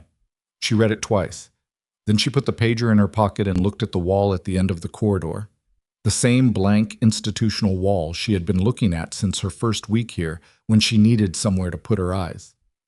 That wasn't the faces of people deciding what she was. And she stood there for 30 seconds while something that had been braced and ready inside her for a very long time considered, cautiously, the possibility of coming down. She had almost let it. She was almost there. And then her pager went off again, different number. And the message was from the administrative floor, not Vero's office, but the office one door down from it, and the name at the top of the message was not one she recognized. Inspector General, Army Medical Command. Please be available for a formal interview at 0800 tomorrow. Your attendance is not optional. She read the message a second time, not because she hadn't understood it the first time, but because she needed the 2 seconds of rereading to put the thing in its correct category. Inspector General, Army Medical Command. Not a request. Not a follow-up to Rourke's conversation with Vero, something that had been initiated from a level above Rourke, or parallel to him, through a channel that didn't run through the hospital administration at all. The message had come to her pager through the hospital system, which meant someone at this institution had provided her contact information to a federal office, which meant Vero had been contacted before this message was sent, which meant this had been in motion for longer than the last 40 minutes. She thought about when Rourke had said he was going to have a second conversation with Vero. She thought about whether that second conversation had involved a phone call that went somewhere above Rourke's pay grade. She put the pager back in her pocket and finished her last 40 minutes of shift with the specific focus of someone who has learned, through practice, that the best preparation for a difficult tomorrow is to do today completely. She signed out at 5:04. She drove home. She did not call anyone. She made food she could taste this time. Eggs, toast, the kind of meal that requires enough attention to occupy the hands without occupying the mind. And she sat at her kitchen table and thought about what an Inspector General interview meant and what it didn't mean, and what the difference between those two things was going to feel like in a room at 8 a.m. An IG interview was not an accusation. It was an inquiry. The distinction mattered legally and procedurally, even when it didn't feel like it mattered in the room. They would ask about the events of the last 48 hours. They would ask about her background. They would ask about Nolan, about the pneumo call, about the secondary hemorrhage and the imaging flag that had been missed. They might ask about her decision to conceal her service history from her employer, which was legal, but which an IG interviewer might frame in ways that required careful answering. She needed to think about what she was going to say. She sat with that for 20 minutes, and then she picked up her phone and called Rourke. He answered on the second ring. I was going to call you. IG interview, she said. 8 a.m. You knew. I found out an hour ago, he said. I didn't initiate it. Who did? A pause that told her he knew and was deciding. SOCOM legal, he said. When I submitted my formal statement this afternoon, it triggered an automatic review protocol for any federal patient incident where a civilian medical provider was involved in critical care decisions. The IG contact is standard. Standard, she said. It's not punitive, he said. It's documentation. They want a complete record of the clinical events because Nolan's care involved a former special operations medic in a civilian institution. That's an unusual fact pattern, and they want it on record accurately. She looked at the eggs she'd been eating. They'd gone cold while she was on the phone. Will you be there? She asked. I'll be in the building, he said. I'm not permitted in the interview, but I'll be in the building. Who's conducting it? Major Evelyn Strauss, he said. Medical command. She's thorough. She's not unfriendly. She will not accept incomplete answers, and she will know if you're hedging. He paused. Don't hedge. I don't hedge, Mara said. I know, he said. I'm telling you anyway. She hung up and finished the cold eggs and went to bed. Major Evelyn Strauss was 43 years old and conducted interviews the way a structural engineer assesses a building, methodically, without drama, with complete attention to load-bearing points. She arrived at Halverson at 7:45 and was set up in conference room 3B, the same room as yesterday's meeting, when Mara walked in at 7:58. She was in civilian clothes. no uniform. That was a choice, Mara registered, an effort to lower the temperature of the room. Nurse Solis, she said. Sit down. I want to explain how this works before we begin. Mara sat. This is an administrative inquiry, not a disciplinary proceeding. You are not under oath, but I am going to ask you to be accurate and complete. Anything you tell me goes into a federal record. You have the right to have legal counsel present, and I can pause this interview if you'd like to make that call. I don't need counsel, Mara said. Strauss looked at her. Most people say that, she said, and most people are wrong. I'm not telling you that you're wrong. I'm telling you to be sure. I'm sure, Mara said. Strauss opened a laptop and a legal pad. Old habit, she wrote while she typed, which Mara recognized as the behavior of someone who didn't fully trust any single recording method.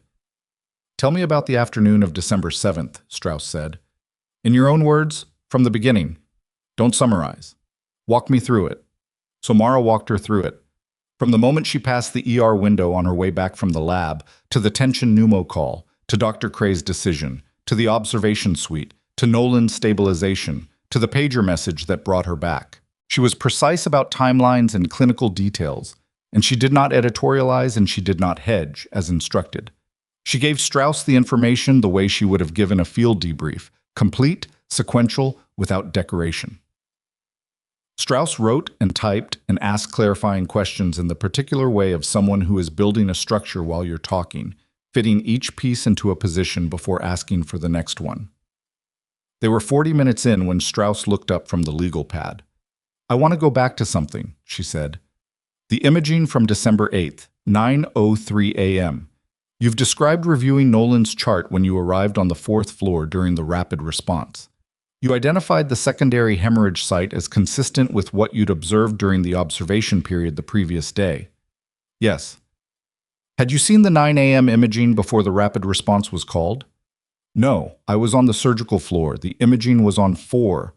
There's no system at Halverson that would have routed it to me. But if you had seen it, Strauss said, you would have flagged it. Yes. At 9 a.m. Yes. He coded at 2:14 p.m., Strauss said, which means there was a 5-hour window during which the secondary hemorrhage was developing and documented on imaging that was not correctly interpreted. She looked at her laptop. The imaging was reviewed at 9:18 a.m. by Dr. Paulus. Her note reads, post-op changes consistent with surgical field, no acute concerns. She did not consult with the attending or request a follow-up read. Mara said nothing. She had known this. The math was obvious once you had the timestamps. But hearing it stated by someone with a federal notepad in front of them made it land differently. Do you believe Dr. Paulus's interpretation was reasonable given her level of training? Strauss asked. It was a careful question, the kind that had a right answer and a wrong answer, and the wrong answer was the more comfortable one. No, Mara said. The density change in the posterior basilar segment was atypical for standard postoperative changes.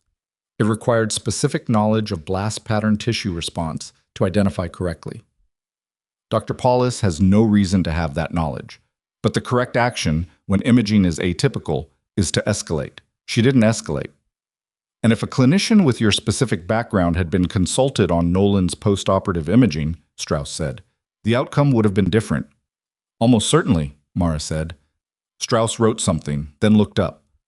I want to ask you about Dr. Cray's complaint. Mara waited. In it, he documents 5 incidents over the past 6 weeks where he characterizes your conduct as exceeding your nursing scope. Strauss turned to a printed document. She had the complaint, Mara noted, had probably had it since last night. I've reviewed all 5 incidents against the clinical record. In 4 of the 5, the outcome data supports your clinical judgment over the documented physician decision at the time. She looked at Mara steadily. In the 5th, the November 22nd incident, what happened? Mara thought back. November 22nd. A patient in Bay 7, an elective surgery post-op, a pain assessment disagreement with the covering resident. I recommended holding the second dose of IV ketorolac, Mara said. The resident overrode it. The patient's creatinine came back elevated 4 hours later, indicating early renal stress. The ketorolac was discontinued. And you had flagged the renal risk before the first dose, Strauss said. I flagged it verbally to the resident. He did not document the conversation. So there's no record of your flag? No. Only his override order. Yes. Strauss made a note. The resident in question is no longer at Halverson, she said. He left 6 weeks ago, but his prescribing record from that period is part of the complaint file, and it's part of my review. She closed the laptop partway. Nurse Solis, I want to be direct with you about something. Please, Mara said. This inquiry began as a documentation exercise, a standard review of an unusual clinical fact pattern involving a federal patient. It has expanded. She said it without drama. Just place the information on the table the way you'd place a document. In the course of preparing for this interview, I reviewed the complete complaint file, the personnel records Vero provided, and Colonel Rourke's statement.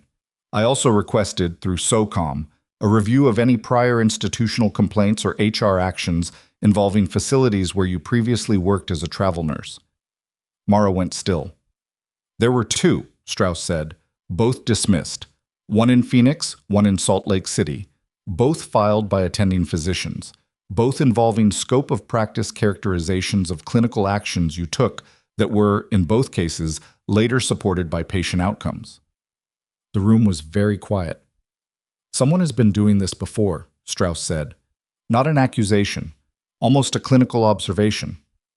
I make correct clinical assessments, Mara said carefully, and I've worked at institutions where that was not welcomed. Yes, Strauss said. That's one way to characterize it. She opened the laptop again.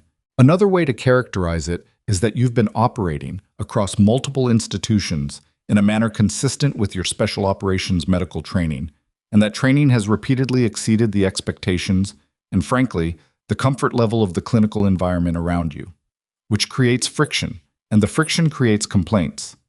I follow my nursing license, Mara said. In every case. I believe you, Strauss said.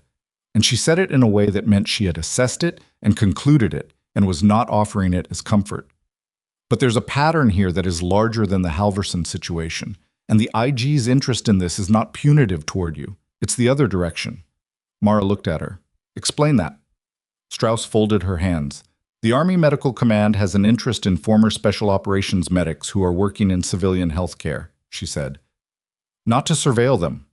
To understand what is being lost when someone with your specific training leaves the military and enters a civilian system that doesn't know what it has.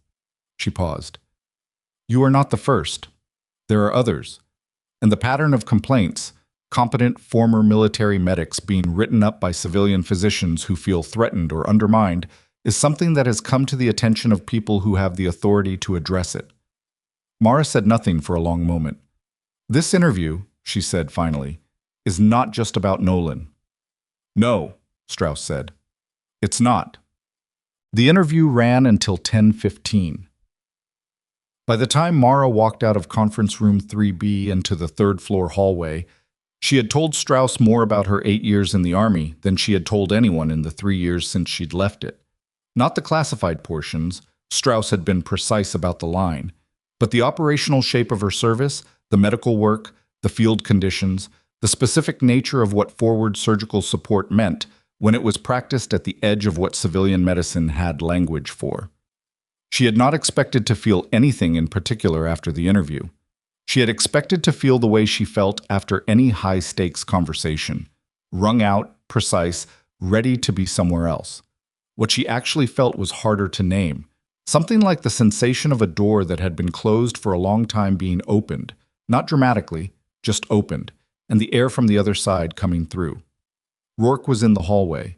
He fell into step beside her without saying anything, which she was grateful for. They walked to the elevator, wrote it down. In the lobby, he said, "How was Strauss?" "Thorough," Mara said, "like you said." "She expand the scope?" "Yes." He nodded. He had expected that. "She mentioned others," Mara said, "former special operations medics in civilian systems, complaints filed against them." "I know about them," he said. "How long has this been a known issue?" He looked at the lobby doors. "Long enough that someone should have addressed it before now," he said, "which is a more honest answer than the official one, so I'll ask you to keep it between us." She almost smiled. "That's the most human thing you've said in 2 days." "I have my moments," he said. She stopped at the lobby. She had an hour before her shift started. She stood in the lobby of Halverson Regional Medical Center, with the morning light coming through the glass doors, and thought about the conversation she'd just had and what came after it. Cray's complaint, she said. What happens to it now? That depends on Varro, Rourke said, and on what Strauss puts in her report. But I'll tell you this. A complaint filed against a nurse whose conduct has now been reviewed by an IG investigator and found to be consistent with appropriate clinical practice. At an institution that nearly lost a federal patient partly because that nurse was not in a position to monitor his post-operative imaging. He paused. That complaint is going to have a difficult life. He's going to know that, she said. He's going to know it today, Rourke said. Varro called him in at 9 a.m. Mara looked at him. You knew that when you were walking me to the elevator. I didn't want it to be in your head during the interview, he said. She considered that. It was a decision she might have made. Information management, tactical, for someone else's benefit. She couldn't decide if it was respectful or presumptuous, probably both. What does Varro do in those meetings, she asked, when she has the stronger case? He picked up the coffee cup he'd apparently been holding since before she came out. She lets the other person realize it themselves. She doesn't argue. She presents information and she waits. Cray is a smart man. He'll understand what the IG review means for the complaint. Will he withdraw it? I think he's going to have the option to, Rourke said. Whether he takes it is a character question. She went to work. What? She was on the floor for 40 minutes before Dara appeared beside her with the specific expression that meant something had moved. Cray's off the trauma rotation, Dara said, under her breath, close enough that the words didn't carry past the two of them. As of this morning, pending review. Mara kept moving. Pending what review? Nobody's saying specifically, but the word Patrice used when she told the charge team was administrative hold, which at this hospital means something went through HR. Mara filed that and kept working. The morning moved the way mornings move when something is happening on the institutional level that the floor level can feel but not fully see. A slight change in atmospheric pressure, conversations that ended a beat faster than usual when certain people walked by. The specific body language of a nursing staff that was recalibrating without knowing exactly what they were recalibrating to. She had 2 discharges before noon and a new admit after lunch, an arterial bypass post-op who needed careful monitoring and got it. She did her documentation in real time, which she always did, and she sent 3 clarifying messages to the covering attending about medication adjustments, all of which were responded to promptly and without friction, which was a small data point in a shifting pattern. At 1:15, Patrice Holt stopped beside her in the corridor. The write-up from November, she said. The documentation issue from Mara's first month. Mara looked at her. I'm submitting a correction to HR, Patrice said. The system log from that date shows the charting delay was a software issue, not user error. I should have verified before I wrote it up. You don't have to do that, Mara said. I know I don't have to, Patrice said. I'm doing it because it's accurate, and because accurate records matter. She walked away before Mara could respond. Mara stood in the corridor for a moment with that phrase sitting in her chest, accurate records matter, recognizing it as her own, from the observation suite 2 days ago, and understanding that it had apparently traveled further than she'd known. At 2:30, her pager showed a message from the 4th floor. Nolan asking if you can come up when you have a window. No rush. R.N. Burke, floor 4. She finished her afternoon assessment rounds. She handed off the new admit information to the covering nurse. She took the elevator to 4. Nolan's room was at the end of the corridor, a private room that she assumed had been arranged specifically for a federal patient. The door was partially open. She knocked on the frame. Yeah, he said. She went in. He looked better than he had on the gurney and worse than he would in a week. The color of someone who had been through 2 surgeries in 24 hours and was functioning on the stubborn side of exhausted. He was propped up against the pillows at the angle of someone who had negotiated with the nursing staff about how upright he was permitted to be and reached a compromise neither side was fully happy with. She stood at the foot of the bed. He looked at her for a moment. She let him. Rourke showed me the photo, he said finally. From the unit. Old one. You look different. That was a long time ago, she said. Yeah. He looked at his hands. They were scarred, she noticed, though differently from hers. I've been trying to figure out what to say. I've had 3 days to think about it, and I still don't have it. You don't need to say anything, she said. I know I don't need to. He looked up. Kellerman Station. You were there for 11 hours. They couldn't get a medevac because of the weather and the terrain, and he stopped. I was 19. I didn't really understand what was happening. I just remember thinking that whoever was working on me knew what they were doing, like actually knew.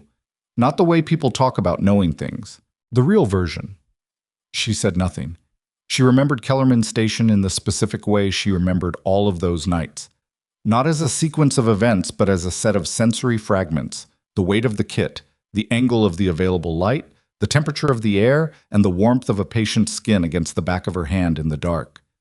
You kept talking, he said, the whole time. You talked me through the whole thing. I talk during procedures, she said. It's a habit. What were you saying? I've tried to remember and I can't get it. She thought about it. She genuinely thought about it, which was something she didn't often let herself do. I was probably talking about the procedure, she said, what I was doing and why, and I probably told you that you were going to be okay. Was that true? At the time I said it, she said, I didn't know, but it turned out to be true. He was quiet for a moment. I said your name when I woke up from surgery, he said. Rourke told me. I don't remember that either. He looked at the window. I guess it was just in there somewhere. 12 years. She looked at the window, too. Outside, Harlow Falls was doing the thing it did in December, which was being gray and cold with the particular persistence of a city that had stopped apologizing for its winters. How are you feeling? She asked, because she was a nurse and he was her patient's neighbor, and the question was real. Like someone closed a hole in my chest, he said, which I understand is accurate. It is. Rourke says I'll be here another week. At least, she said. Then back to the unit? That's between you and the surgical team and your command. He nodded, accepted that. He had the disposition of someone accustomed to timelines that were not his to set. He also told me, Nolan said, about the complaint, the one the doctor filed. That's being addressed, she said. He told me about the other complaints from other hospitals. He looked at her directly. How many times did you move because someone filed a complaint against you? She considered not answering, then decided that this particular person in this particular room had earned an honest answer. 3 times, she said. 2 that went formal. 1 that was just atmosphere. And you came here. I came here. And the same thing happened. Different version, she said. Different outcome. He held her gaze. Because Rourke was here. Because you were here, she said, and because I walked past the window. She paused. Rourke helped. He almost smiled. It was a partial thing, interrupted by the effort it cost him, but it was there. She moved to leave. Solis, he said. She stopped. The scars, he said. On your arm. You let me see them. In the room, when they were taking me to the OR. She waited. I know what those are, he said. I've got some too. Not the same, but... He stopped. I just wanted to say that I saw them, and that they're not... He seemed to be looking for a word that wasn't available in the usual stock. They're not what people think they are. No, she said, they're not. She left him there and went back to the elevator and back to her floor. At 4 p.m., Kathleen Varro sent her a calendar invitation for a meeting the following morning. The subject line said, Personnel and Assignment Review, Solace. She accepted it. At 4:30, Dara came to her at the station with her phone in her hand. Screen out, the way people hold phones when what's on the screen is relevant to someone else. It's on the internal board, Dara said. Quietly. She turned the phone so Mara could see. The internal staff communication board at Halverson was used for announcements, policy changes, commendations, personnel updates. It updated irregularly, and most people checked it once a week. Today's post was time-stamped 3:47 p.m. It read, Dr. Elliot Cray, attending physician, trauma, and emergency medicine, has been placed on administrative leave pending a formal review of clinical oversight practices and HR complaint procedures. The review is expected to conclude within 30 days. Patient care continuity has been arranged with no disruption to services. Dara watched her read it. Mara handed the phone back. He built a file, Dara said, on you, for 2 months. I know, Mara said, and it's his file that got him put on leave. His file, combined with the IG review, Mara said, and the imaging timestamp, and Vero doing her job. She picked up the chart she'd been working on. It wasn't one thing. It never is, Dara said. She looked at Mara for a moment with the expression she'd been wearing intermittently for the past 2 days, the one that was reassessing something it had initially shelved. Can I ask you something? You're going to regardless. You keep saying that. It keeps being true. Dara put her phone away. Why did you come here, specifically here? Why Halverson? Why Harlow Falls? Mara looked at the chart. Because it was far from the last place, she said, and it had a level 1 trauma center, and it was hiring. That's it? That's usually what a job decision is, she said. 3 things that line up at the same time. Dara nodded slowly. And now? Mara set the chart down. She looked at the surgical floor that had been hers for 6 weeks. The nurse's station, the corridor of bays, the smell of antiseptic, and the fluorescent lights doing their flat and honest work, illuminating everything equally. Now I have a meeting with the director tomorrow morning, she said. She picked the chart back up and went to finish the afternoon. She was 20 minutes from end of shift when she got the message that stopped her in the middle of the medication room with a flush syringe in her hand and her pager face up on the counter. It was from Rourke. Direct message, not through the hospital system, her personal number. Call me when you're off shift. Strauss filed her preliminary report at 1600. It's going up the chain tonight. Before the Varo meeting tomorrow, you need to know what's in it. It's not what either of us expected. She read it twice. Then she looked at the flush syringe in her hand. She put it back in its tray with the specific deliberateness of someone making sure the next person who needed it would find it where it was supposed to be. She picked up her pager. She noted the time, 4:42. And she thought about what Rourke's message meant and what either of us expected covered. Strauss had spent 2 hours with her this morning. She had been thorough and direct, and had framed the inquiry as documentation and pattern recognition, and had mentioned at the end that the IG's interest was in the larger picture. She had given nothing away about her findings because IG investigators do not give findings away before they're filed. But she had filed them at 4 p.m., which was the same hour Cray had been placed on leave, and those 2 facts in the same hour felt like pieces of a sequence that was moving faster than Mara had been tracking. She finished her shift. She signed out at 5:02. She took the elevator to the lobby and walked out into the December cold and stood on the sidewalk and called Rourke. He answered immediately. Walk me through it, she said. Strauss's report, he said, documents the Halverson incidents, your service record, and the 2 prior institutional complaints. But she also requested, and this is the part I didn't anticipate, a review of the complaint filing practices of the physicians involved in each of those prior complaints. And? Phoenix, he said. The attending who filed that complaint has a history. 3 similar complaints against nurses with military backgrounds in 5 years. None of the nurses were disciplined. The complaints all went away, but the pattern is documented. Salt Lake City? Different attending, similar pattern. 2 complaints. 1 former Navy corpsman, 1 former combat medic. Both dismissed. He paused. Strauss characterizes it in the report as a systemic pattern of institutional retaliation against former military clinical staff by physicians who perceive their authority as threatened. Mara stood on the sidewalk with the phone against her ear and the cold moving against her face. Cray's complaint, she said. Does she include it in the pattern? She does, he said. With the caveat that in Cray's case, the retaliation may not have been conscious, but the effect is the same. What does the report recommend? He was quiet for a moment. Mara, he said, and she noticed again the use of her first name, the way it had started to sound less like a decision and more like just what he called her. The report recommends a formal review of credentialing and scope of practice policies at 3 institutions. It recommends the 2 prior complaints be formally expunged from any applicable records, and it recommends another pause. It recommends that Halverson Regional consider establishing a formal clinical consultation role for providers with special operations medical backgrounds.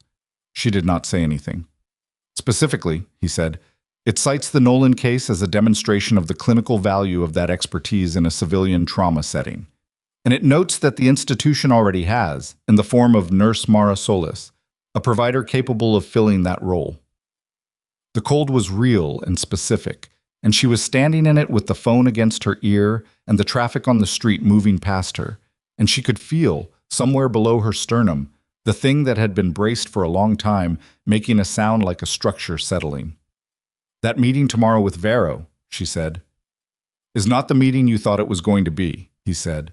She looked at the hospital building, 8 floors of glass and steel and warm light in the patient windows. "Rourke," she said.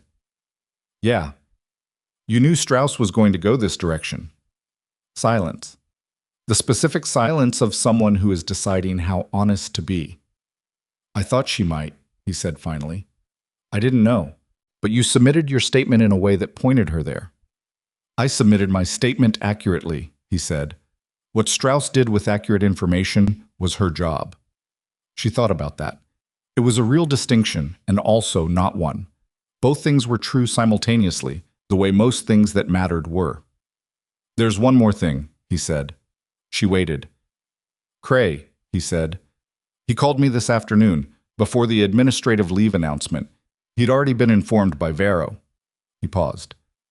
"He asked me if there was a way to contact you, outside of the hospital channels." "What did you tell him?" "I told him that was your call and that I'd pass along the question." She looked at the hospital building for a long moment. "Tell him no," she said. "Not yet." "Okay." "Rourke." "Yeah." "How far up the chain is Strauss's report going tonight?" The pause was a fraction longer than she expected. "Army Surgeon General's office," he said. "They're reviewing it tonight because Nolan's case flagged a level that required their sign-off on the recommendation." She processed that. "And then it goes, where those things go when the Surgeon General's office has reviewed them," he said. Which meant she wasn't getting the full answer on the phone, which meant the answer was something she was going to learn in Vero's office in the morning, which meant tomorrow morning was going to be a different meeting than she had spent the last 2 days preparing for. She was thinking about that, about the shape of tomorrow, the shape of what she hadn't known was coming, when her phone buzzed with a second notification. Not Rourke. A number she didn't recognize. Area code she placed immediately as Washington, D.C. A text. 4 lines. "Nurse Solis, this is Major Strauss. I don't typically contact interview subjects after filing. I'm making an exception. My report is accurate and complete, and I stand behind every word of it. What I want you to know, off the record, is that it was my privilege to document what I documented today. I'll see you on the other side of tomorrow." She read it 3 times. Then she put her phone in her pocket and stood on the sidewalk in the December cold of Harlow Falls, Colorado. And she looked at the hospital that had decided 6 weeks ago that she was a liability.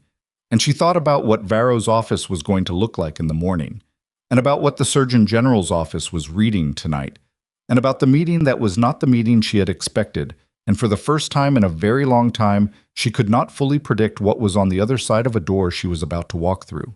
She had lived, for years, on the principle that the unpredictable outcome was the dangerous one.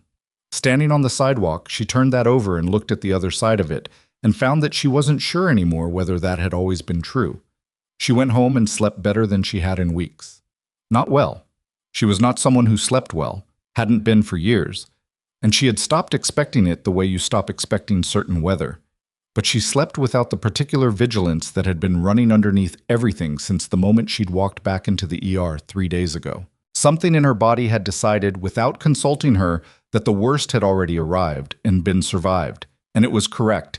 And so she slept until 5:15 and woke without the alarm and lay in the dark for a while just existing in it, which felt different from the way it had felt 2 days ago in the same bed. She made coffee. She stood at the window. Outside, Harlow Falls was doing something unusual for December. The cloud cover had broken overnight, and the sky in the pre-dawn was the specific dark blue that happens when the air is cold enough to be completely clear, and the city below it looked sharp and real in a way it usually didn't before the light fully came in. She thought about Strauss's text. It was my privilege to document what I documented today. She thought about what it meant that a federal investigator, after 2 hours of methodical questioning, had felt moved to send that on her personal phone. She thought about whether she deserved it, which was the thing she always got stuck on, the question she couldn't fully resolve, the knot she'd been carrying since she left the army with her discharge papers in her duffel, and the scars that were still pink at the edges back then. She had never been comfortable with the language of deserving. It felt like a transaction. You did a thing, you received a corresponding thing, the ledger balanced. But nothing she had done in the field had felt like a transaction.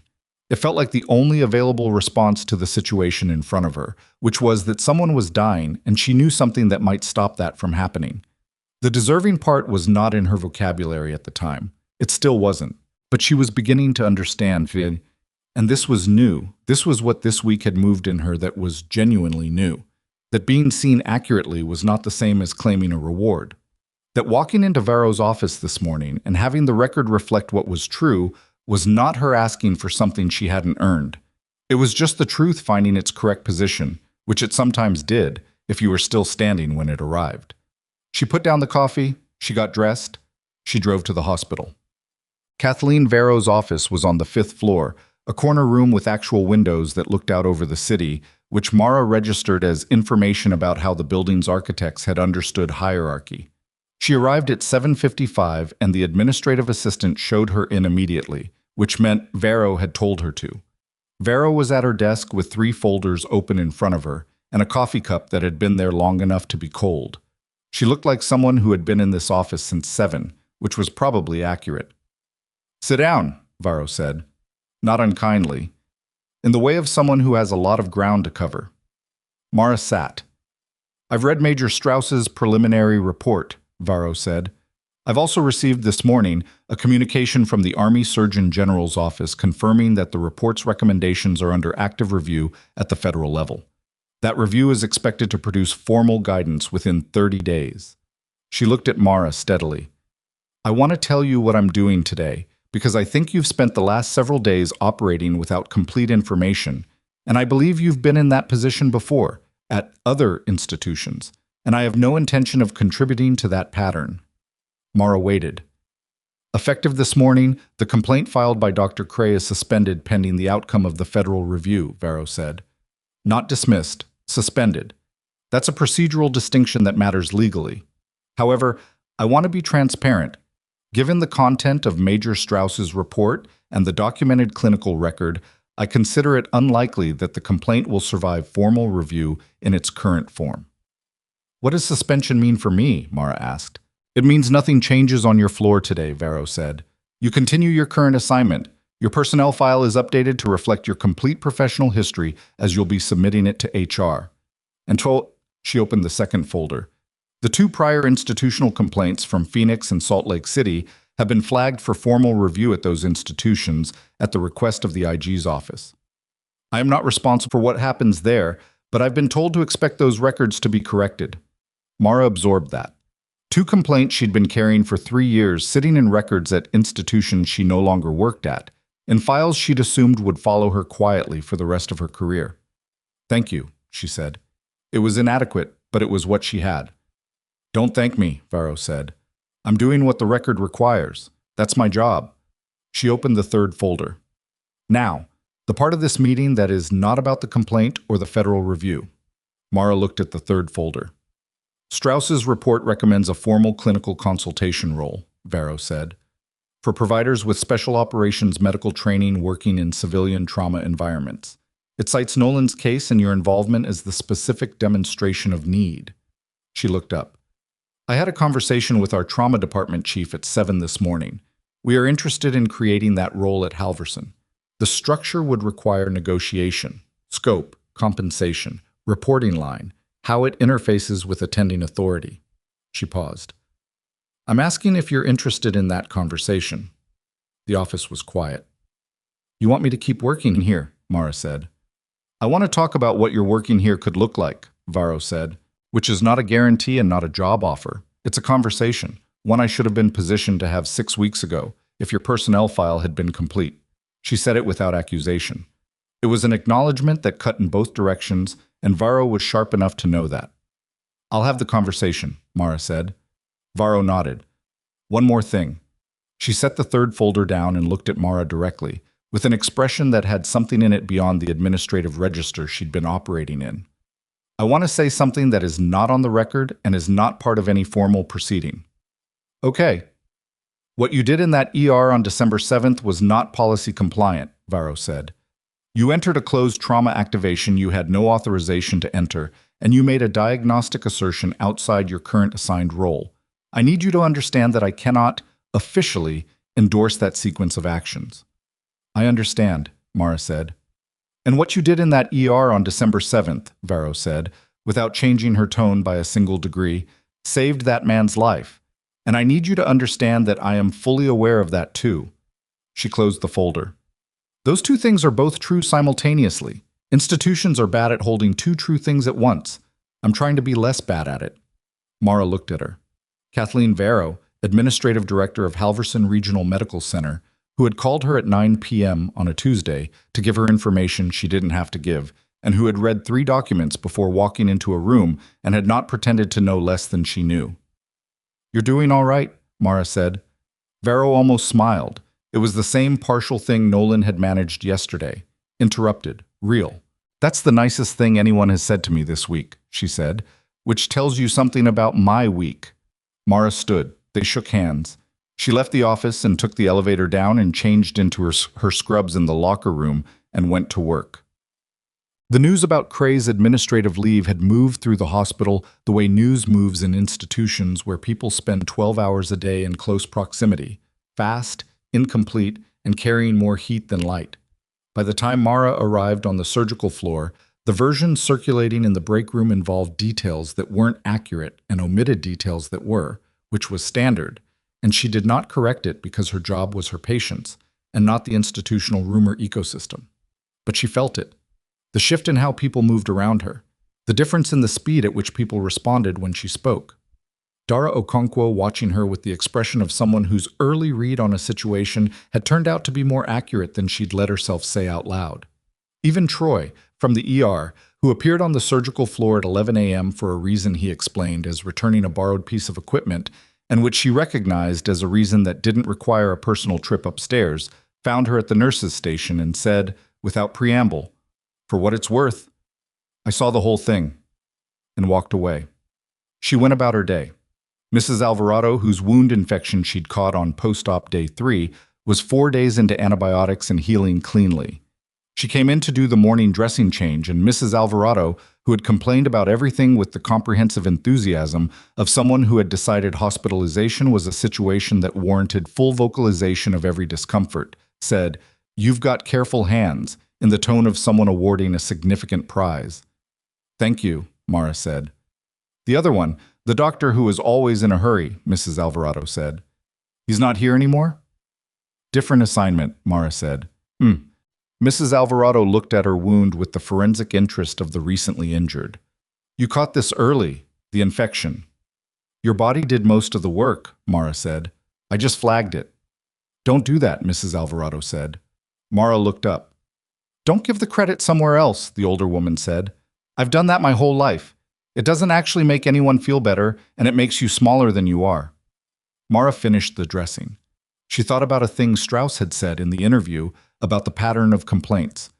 A clinician who repeatedly defers recognition of her own competence. She had said it as a clinical observation, not a criticism, but it had sat with Mara since. "You're right," she told Mrs. Alvarado. "I caught it early." Mrs. Alvarado seemed satisfied. "There you go," she said. At 2 in the afternoon, Rourke appeared on the surgical floor. He was in his dress uniform again, which at this point she recognized as his default when he was in the building, a professional consistency she had come to find mildly reassuring in the way that reliable things were reassuring. He found her in the medication room and stood in the doorway with the specific posture of someone who has news they've already processed and are now delivering. "Cray requested to meet with you," he said. She looked up from the MAR. "I told you to tell him not yet." "That was yesterday," Rourke said. "He's been in a meeting with Varro and HR since 8 this morning. He asked again after the meeting ended at 1. She set the MAR down. "What was the outcome of the meeting?" "Formal disciplinary process," Rourke said. 30-day administrative leave confirmed. After that, return to clinical duties is conditional on completion of a supervised practice review and mandatory peer consultation training." He paused. "The complaint against you is being formally withdrawn." He withdrew it himself in the meeting. She absorbed that. "He didn't have to withdraw it himself," she said. "It was going to be dismissed anyway." I know, Rourke said. He did it anyway. She thought about Cray in the conference room at 9 a.m. 2 days ago, with his tabbed folder and his prepared arguments, and then she thought about him in Varro's office this morning, withdrawing the complaint with whatever the meeting had cost him to sit through, and she tried to find the right category for what she felt about that, and came up short. He was not a villain. She had known that for days. I was a surgeon of genuine competence who had built his authority on a foundation that didn't account for the possibility of a nurse who knew more than he expected. And when he encountered that possibility, he had reacted in the way of someone defending something they hadn't examined closely enough to understand they were wrong to defend. That was a human failure, not a monstrous one. It was the kind of failure that hurt people anyway. Tell him I'll see him in 10 minutes, she said, in the family consultation room. Cray was already in the room when she arrived. He was in his white coat still. She had thought he might not be, that being on administrative leave might have changed that. And he was sitting at the table with his hands in front of him in the particular posture of someone who has rehearsed what they're going to say and is now doubting all of it. She sat across from him. He looked at her. He was 51 years old and board certified and had, until this week, operated inside a professional identity he'd spent 20 years constructing, and the face across the table from her was the face of someone whose identity had been cracked open and was now looking at what was inside, which was apparently more complicated than he'd thought. I withdrew the complaint this morning, he said. I know, she said. I want to be clear that I'm not withdrawing it because I was told to, he said. I'm withdrawing it because it was wrong, not procedurally. There's a procedural argument that... He stopped himself. No, it was wrong. What I documented as pattern behavior was clinical competency that I didn't have a category for, and I used the tools I had, which were the wrong tools. She let him finish. The Tatum catch, he said. November, the drug interaction with the anticoagulant. He was looking at the table. I went back through all 5 incidents I documented, every one of them. He looked up. I was wrong in 4 of them. In the 5th, I was probably wrong, and the record doesn't show it clearly either way. I know, she said. I'm sure you do, he said. Something in his voice had the quality of a person learning to put weight on an injured leg. Careful, testing, not yet trusting. I don't know how to... He stopped again. I'm not good at this. I can see that, she said. He almost made a sound that would have been a laugh under different circumstances. I imagine you can. He was quiet for a moment. I was a good doctor before I met you, he said. I want you to know that's not something I'm questioning, but I think I was a worse doctor than I thought I was. Those aren't mutually exclusive, she said. No, he said. They're not. She looked at him across the table. Elliot Cray, who had told her to step back from a patient and then ordered the intervention she'd recommended, who had built a file against her over 2 months with the methodical energy of someone who had convinced themselves they were doing the right thing, who had sent her 4 words in a clinical messaging system that had become part of Wyatt Nolan's permanent medical record. The 4 words, she said, in the message after Nolan's second surgery. He looked at her. You were right. I know. She said it the way he'd written it, flat, declarative, no softening. That's in his file. Permanently. He held her gaze. I know that. It was the right thing to send, she said. He looked at the table. I know that too. She stood. Cray, she said. He looked up. When you come back, she said, from the review, I'm going to need the attending physicians on this floor to understand what a clinical consultation role looks like and how it functions. That's going to require someone who actually knows how to work with it. He was quiet for a moment, processing the sentence, understanding what she was giving him in it. Not forgiveness exactly. That wasn't the right word, and she wasn't sure it was hers to give. Something more operational than that. A door she was leaving open, not because it was the warm thing to do, but because it was the true thing, and because he had been a good doctor before he met her, and would probably be a better one after, if he did the work. I can learn that, he said. I know you can, she said. She left him in the family consultation room and went back to the floor. She was finishing the afternoon's last patient assessment when Dara appeared at the bay door. He's asking for you again, Dara said. Nolan, he says it's not medical. She went up to 4. He was sitting more upright today. The compromise with the nursing staff had shifted another 15 degrees in his direction, which was appropriate at day 3 post-op. He looked less like someone who had been through two surgeries and more like someone who had been through two surgeries and was annoyed about having to recover from them, which was a meaningful clinical distinction. Rourke was in the room, in the chair by the window. She stopped in the doorway. "You don't have to stay," Nolan said to Rourke. "I know I don't," Rourke said, and didn't move. Mara came in. She stood at the foot of the bed the way she had yesterday, which had become apparently the established position. Nolan was holding something. She registered it before she understood what it was. Small, metallic, a pin or a coin, something worn enough to have been handled many times. He held it out. She came around the bed and looked at it without taking it. It was a unit coin, the kind of challenge coin that special operations units made as internal artifacts. Not official, not part of any regulation, a thing that existed because people in high-stakes situations needed to create objects that made the stakes real. This one was worn to a smoothness that meant it was old and had been in a pocket or a hand for a long time. She looked at the emblem. She recognized it. It was from Kellerman Station. Not the station itself. There was no station coin. It was from the unit that had been at Kellerman Station, the one she'd been attached to for those 11 hours. The one she had left when it was over and driven back to her forward operating base and not spoken about for months and then years. "Where did you get this?" she asked. "I've had it since I was 19, Nolan said. "Somebody left it with me when they picked me up." He looked at her. "I've been carrying it for 12 years trying to figure out who." She looked at the coin. She had left coins before. It was something she did. She didn't know when she'd started, somewhere in the middle of the second deployment, leaving unit coins with patients she wasn't going to see again, with people she'd pulled out of situations that shouldn't have been survivable. It was not a rational habit. It was the kind of thing humans do when they need to leave a mark that isn't a scar. She had not remembered leaving this one. There had been so many nights. "That's yours," she said. "I know it's mine," he said. "I want you to take it back." She looked at him. "I'm not giving it back like I'm returning it," he said. He was choosing his words carefully, which for someone who'd seemed to operate primarily in direct statements was a noticeable adjustment. "I'm giving it back because I've been carrying a piece of someone who didn't know I was carrying it, and now I know who it is, and it seems right that you should have it back." She took the coin. It sat in the center of her palm, warm from his hand, heavier than it looked, the emblem worn to a suggestion of itself. She looked at it for a moment. "I don't remember leaving it," she said.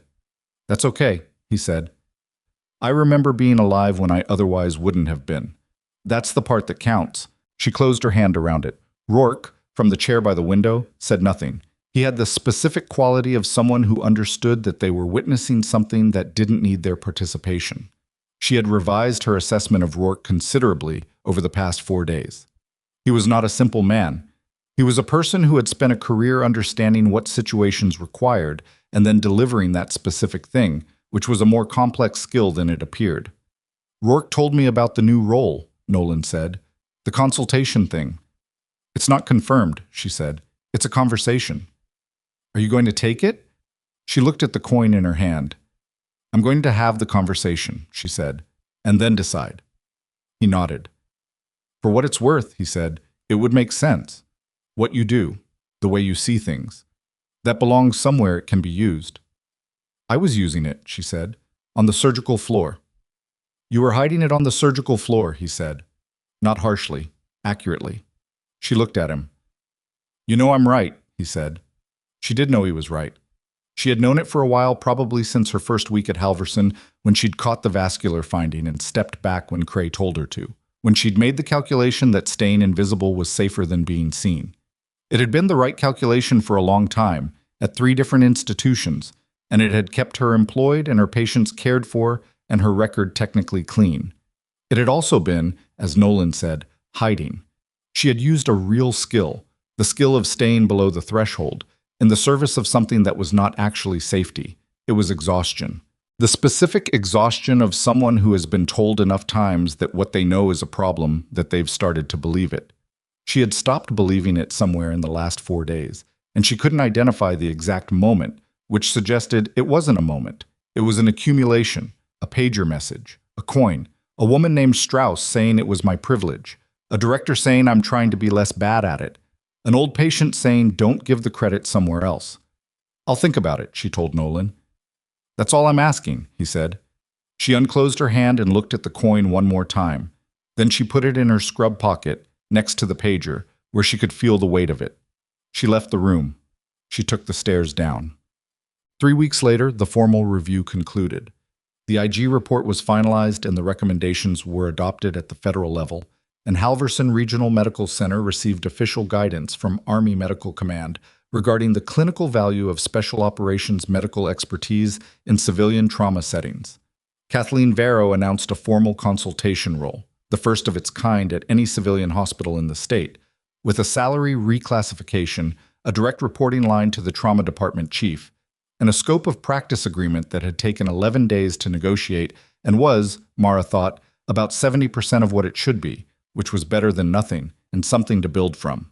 She signed the paperwork on a Tuesday morning in Varro's office with a pen that ran out of ink halfway through and had to be replaced, which was the kind of thing that happened in real life and which nobody in that room commented on. And then she shook Varro's hand and went to the floor because she had patience. Dr. Cray returned from administrative leave in the second week of January. His supervised practice review ran concurrent with his return, which meant an oversight physician sat in on 2 cases per week for 60 days. He handled it with less grace than she'd hoped and more grace than she'd expected, which was probably the honest version of how most people handle being evaluated. He was a good surgeon. He was trying to be a different kind of physician. Those two things coexisted awkwardly, which was, again, the human version of how change actually worked. He stopped her in the hallway on his second day back. The consultation scope, he said. The part about medication protocol consultation. I want to understand how that's supposed to work in practice. Come find me when you have a case, she said. We'll figure it out. He nodded, walked away. Came back 2 days later with a post-op patient and a question about anticoagulation timing, and they stood at the nurse's station and talked through it for 12 minutes. And she gave him her assessment, and he gave her his, and they landed on the same answer from slightly different directions, and neither of them made anything of it. That was the beginning of something. She wasn't sure yet what it would become.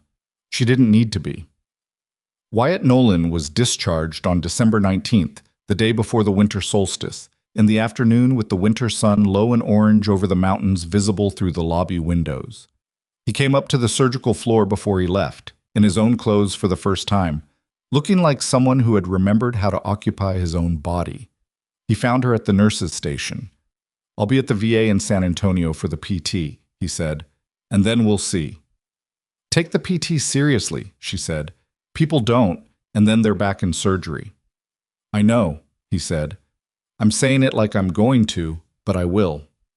She looked at him, 31 years old, standing in the hallway of a hospital he had almost not left alive. He had an expression she recognized, not fully resolved, not the clean closure that stories suggested was available, but something more accurate than that.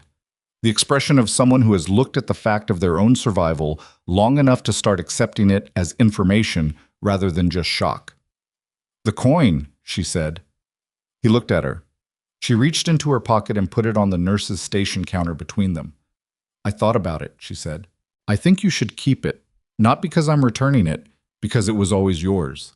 He looked at it, then at her. You left it for a reason, he said. I left it because I needed to leave something, she said. That was about me. What you did with it for 12 years, carrying it, looking for where it came from, that's yours. Keep it. He picked it up, held it for a moment. Okay, he said. He put it in his pocket. She went back to her chart. He stood there for another moment in the way of someone who is deciding whether there is more to say and concluding correctly that there isn't. He left. She watched him go. Rourke's last day at Halverson was a Friday in late December, a week before Christmas, when the lobby of the hospital had a tree that someone from administration had decorated with the particular half-hearted festivity of institutional obligation. He found her in the break room at the end of her shift, which was where she happened to be when he came looking. San Antonio? She asked. For now, he said. I'll be back in Harlow Falls in March for the formal consultation role review. Probably. Probably, she said. It's the Army, he said. Nothing is certain in advance. She drank the last of her coffee. Thank you, she said. For the file. For Strauss. For being in the building. I did my job, he he said. You did more than that. He looked at her. You did more than that, he said. I pointed at something that was already there. She thought about whether that was true and decided it was partially true, which was probably the most honest accounting of any situation involving more than one person. Take care of yourself, he said. He held out his hand. She shook it. He left. She sat in the break room alone for a few minutes, which was a thing she had earned the right to do. Outside the window, the December sky over Harlow Falls was doing the clear, dark blue thing again. The same sky she'd stood under on the sidewalk outside the hospital 10 days ago, with Strauss's text in her hand, trying to understand the shape of tomorrow. She understood it better now. Not completely. She had learned, over years and at some cost, that complete understanding was not available and was not actually the thing you needed. What you needed was enough clarity to take the next step, and enough honesty to take it in the right direction. She had those things. She pulled on her jacket. She picked up her bag. She walked out of the break room and through the surgical floor into the elevator, and she stopped before she pressed the button. She rolled up her left sleeve to the elbow. She stood there for a moment, looking at the scars on her forearm, the two parallel lines from the back of her hand up to her wrist, and the broader burn tissue above that, and the places where wounds had been closed without the benefit of a proper surgical suite. She looked at them the way she hadn't looked at them in years, which was directly, without the assessment of how visible they were or how much they would cost her if seen. They were ugly. They were also exactly what they were, the physical record of specific nights, specific decisions, specific moments when she had been in a situation that required everything she had, and she had given everything she had, and she had survived it. They were not decorative. They were not the kind of thing that resolved into something beautiful if you looked at them long enough. They were just true. She pressed the elevator button. The doors opened. She rode it down to the lobby with her sleeves still rolled up, and she walked through the lobby past the half-hearted Christmas tree, and she pushed through the glass doors into the December air of Harlow Falls, Colorado, and she stood on the sidewalk for a moment before walking to her car. One of the ER nurses she recognized from the shift change was walking in as she was walking out. He glanced at her arm, not with the look she was used to, not the categorizing look, the what happened to you look, just a look, then a nod. She nodded back. She walked to her car. She drove home through the winter city, and the sky above it was the dark, clear blue that happened when the air was cold enough to be completely honest, and the mountains to the west were black shapes against it, and the lights of Harlow Falls spread out below all of it, in the particular way of a city that didn't know it was beautiful and therefore just was. She had spent years making herself smaller in rooms full of people who had decided what she was before she opened her mouth. She had lowered her eyes and held her tongue and filed her objections quietly and moved on when the friction got expensive. She had called it survival, which it was, and she had called it strategic, which it also was, and she had occasionally, in the honest part of the night, called it what it also was, which was loss. What this week had shown her, not gently, not without cost, but with the clarity that only comes from being put in a situation where you either act or you don't, was that the people who had diminished her had not been diminishing something fragile. They had been diminishing something that kept functioning anyway, underneath the compliance and the long sleeves and the careful stepping back. It had kept working in the dark the way things do when they're built for exactly that. The scars were from the dark. The competency was from the dark.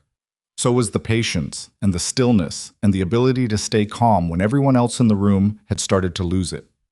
She was not the person she'd been when she left the army. She was not yet fully the person she was going to be. That was not a failure of resolution. That was just the accurate description of being human and in motion. She parked outside her apartment.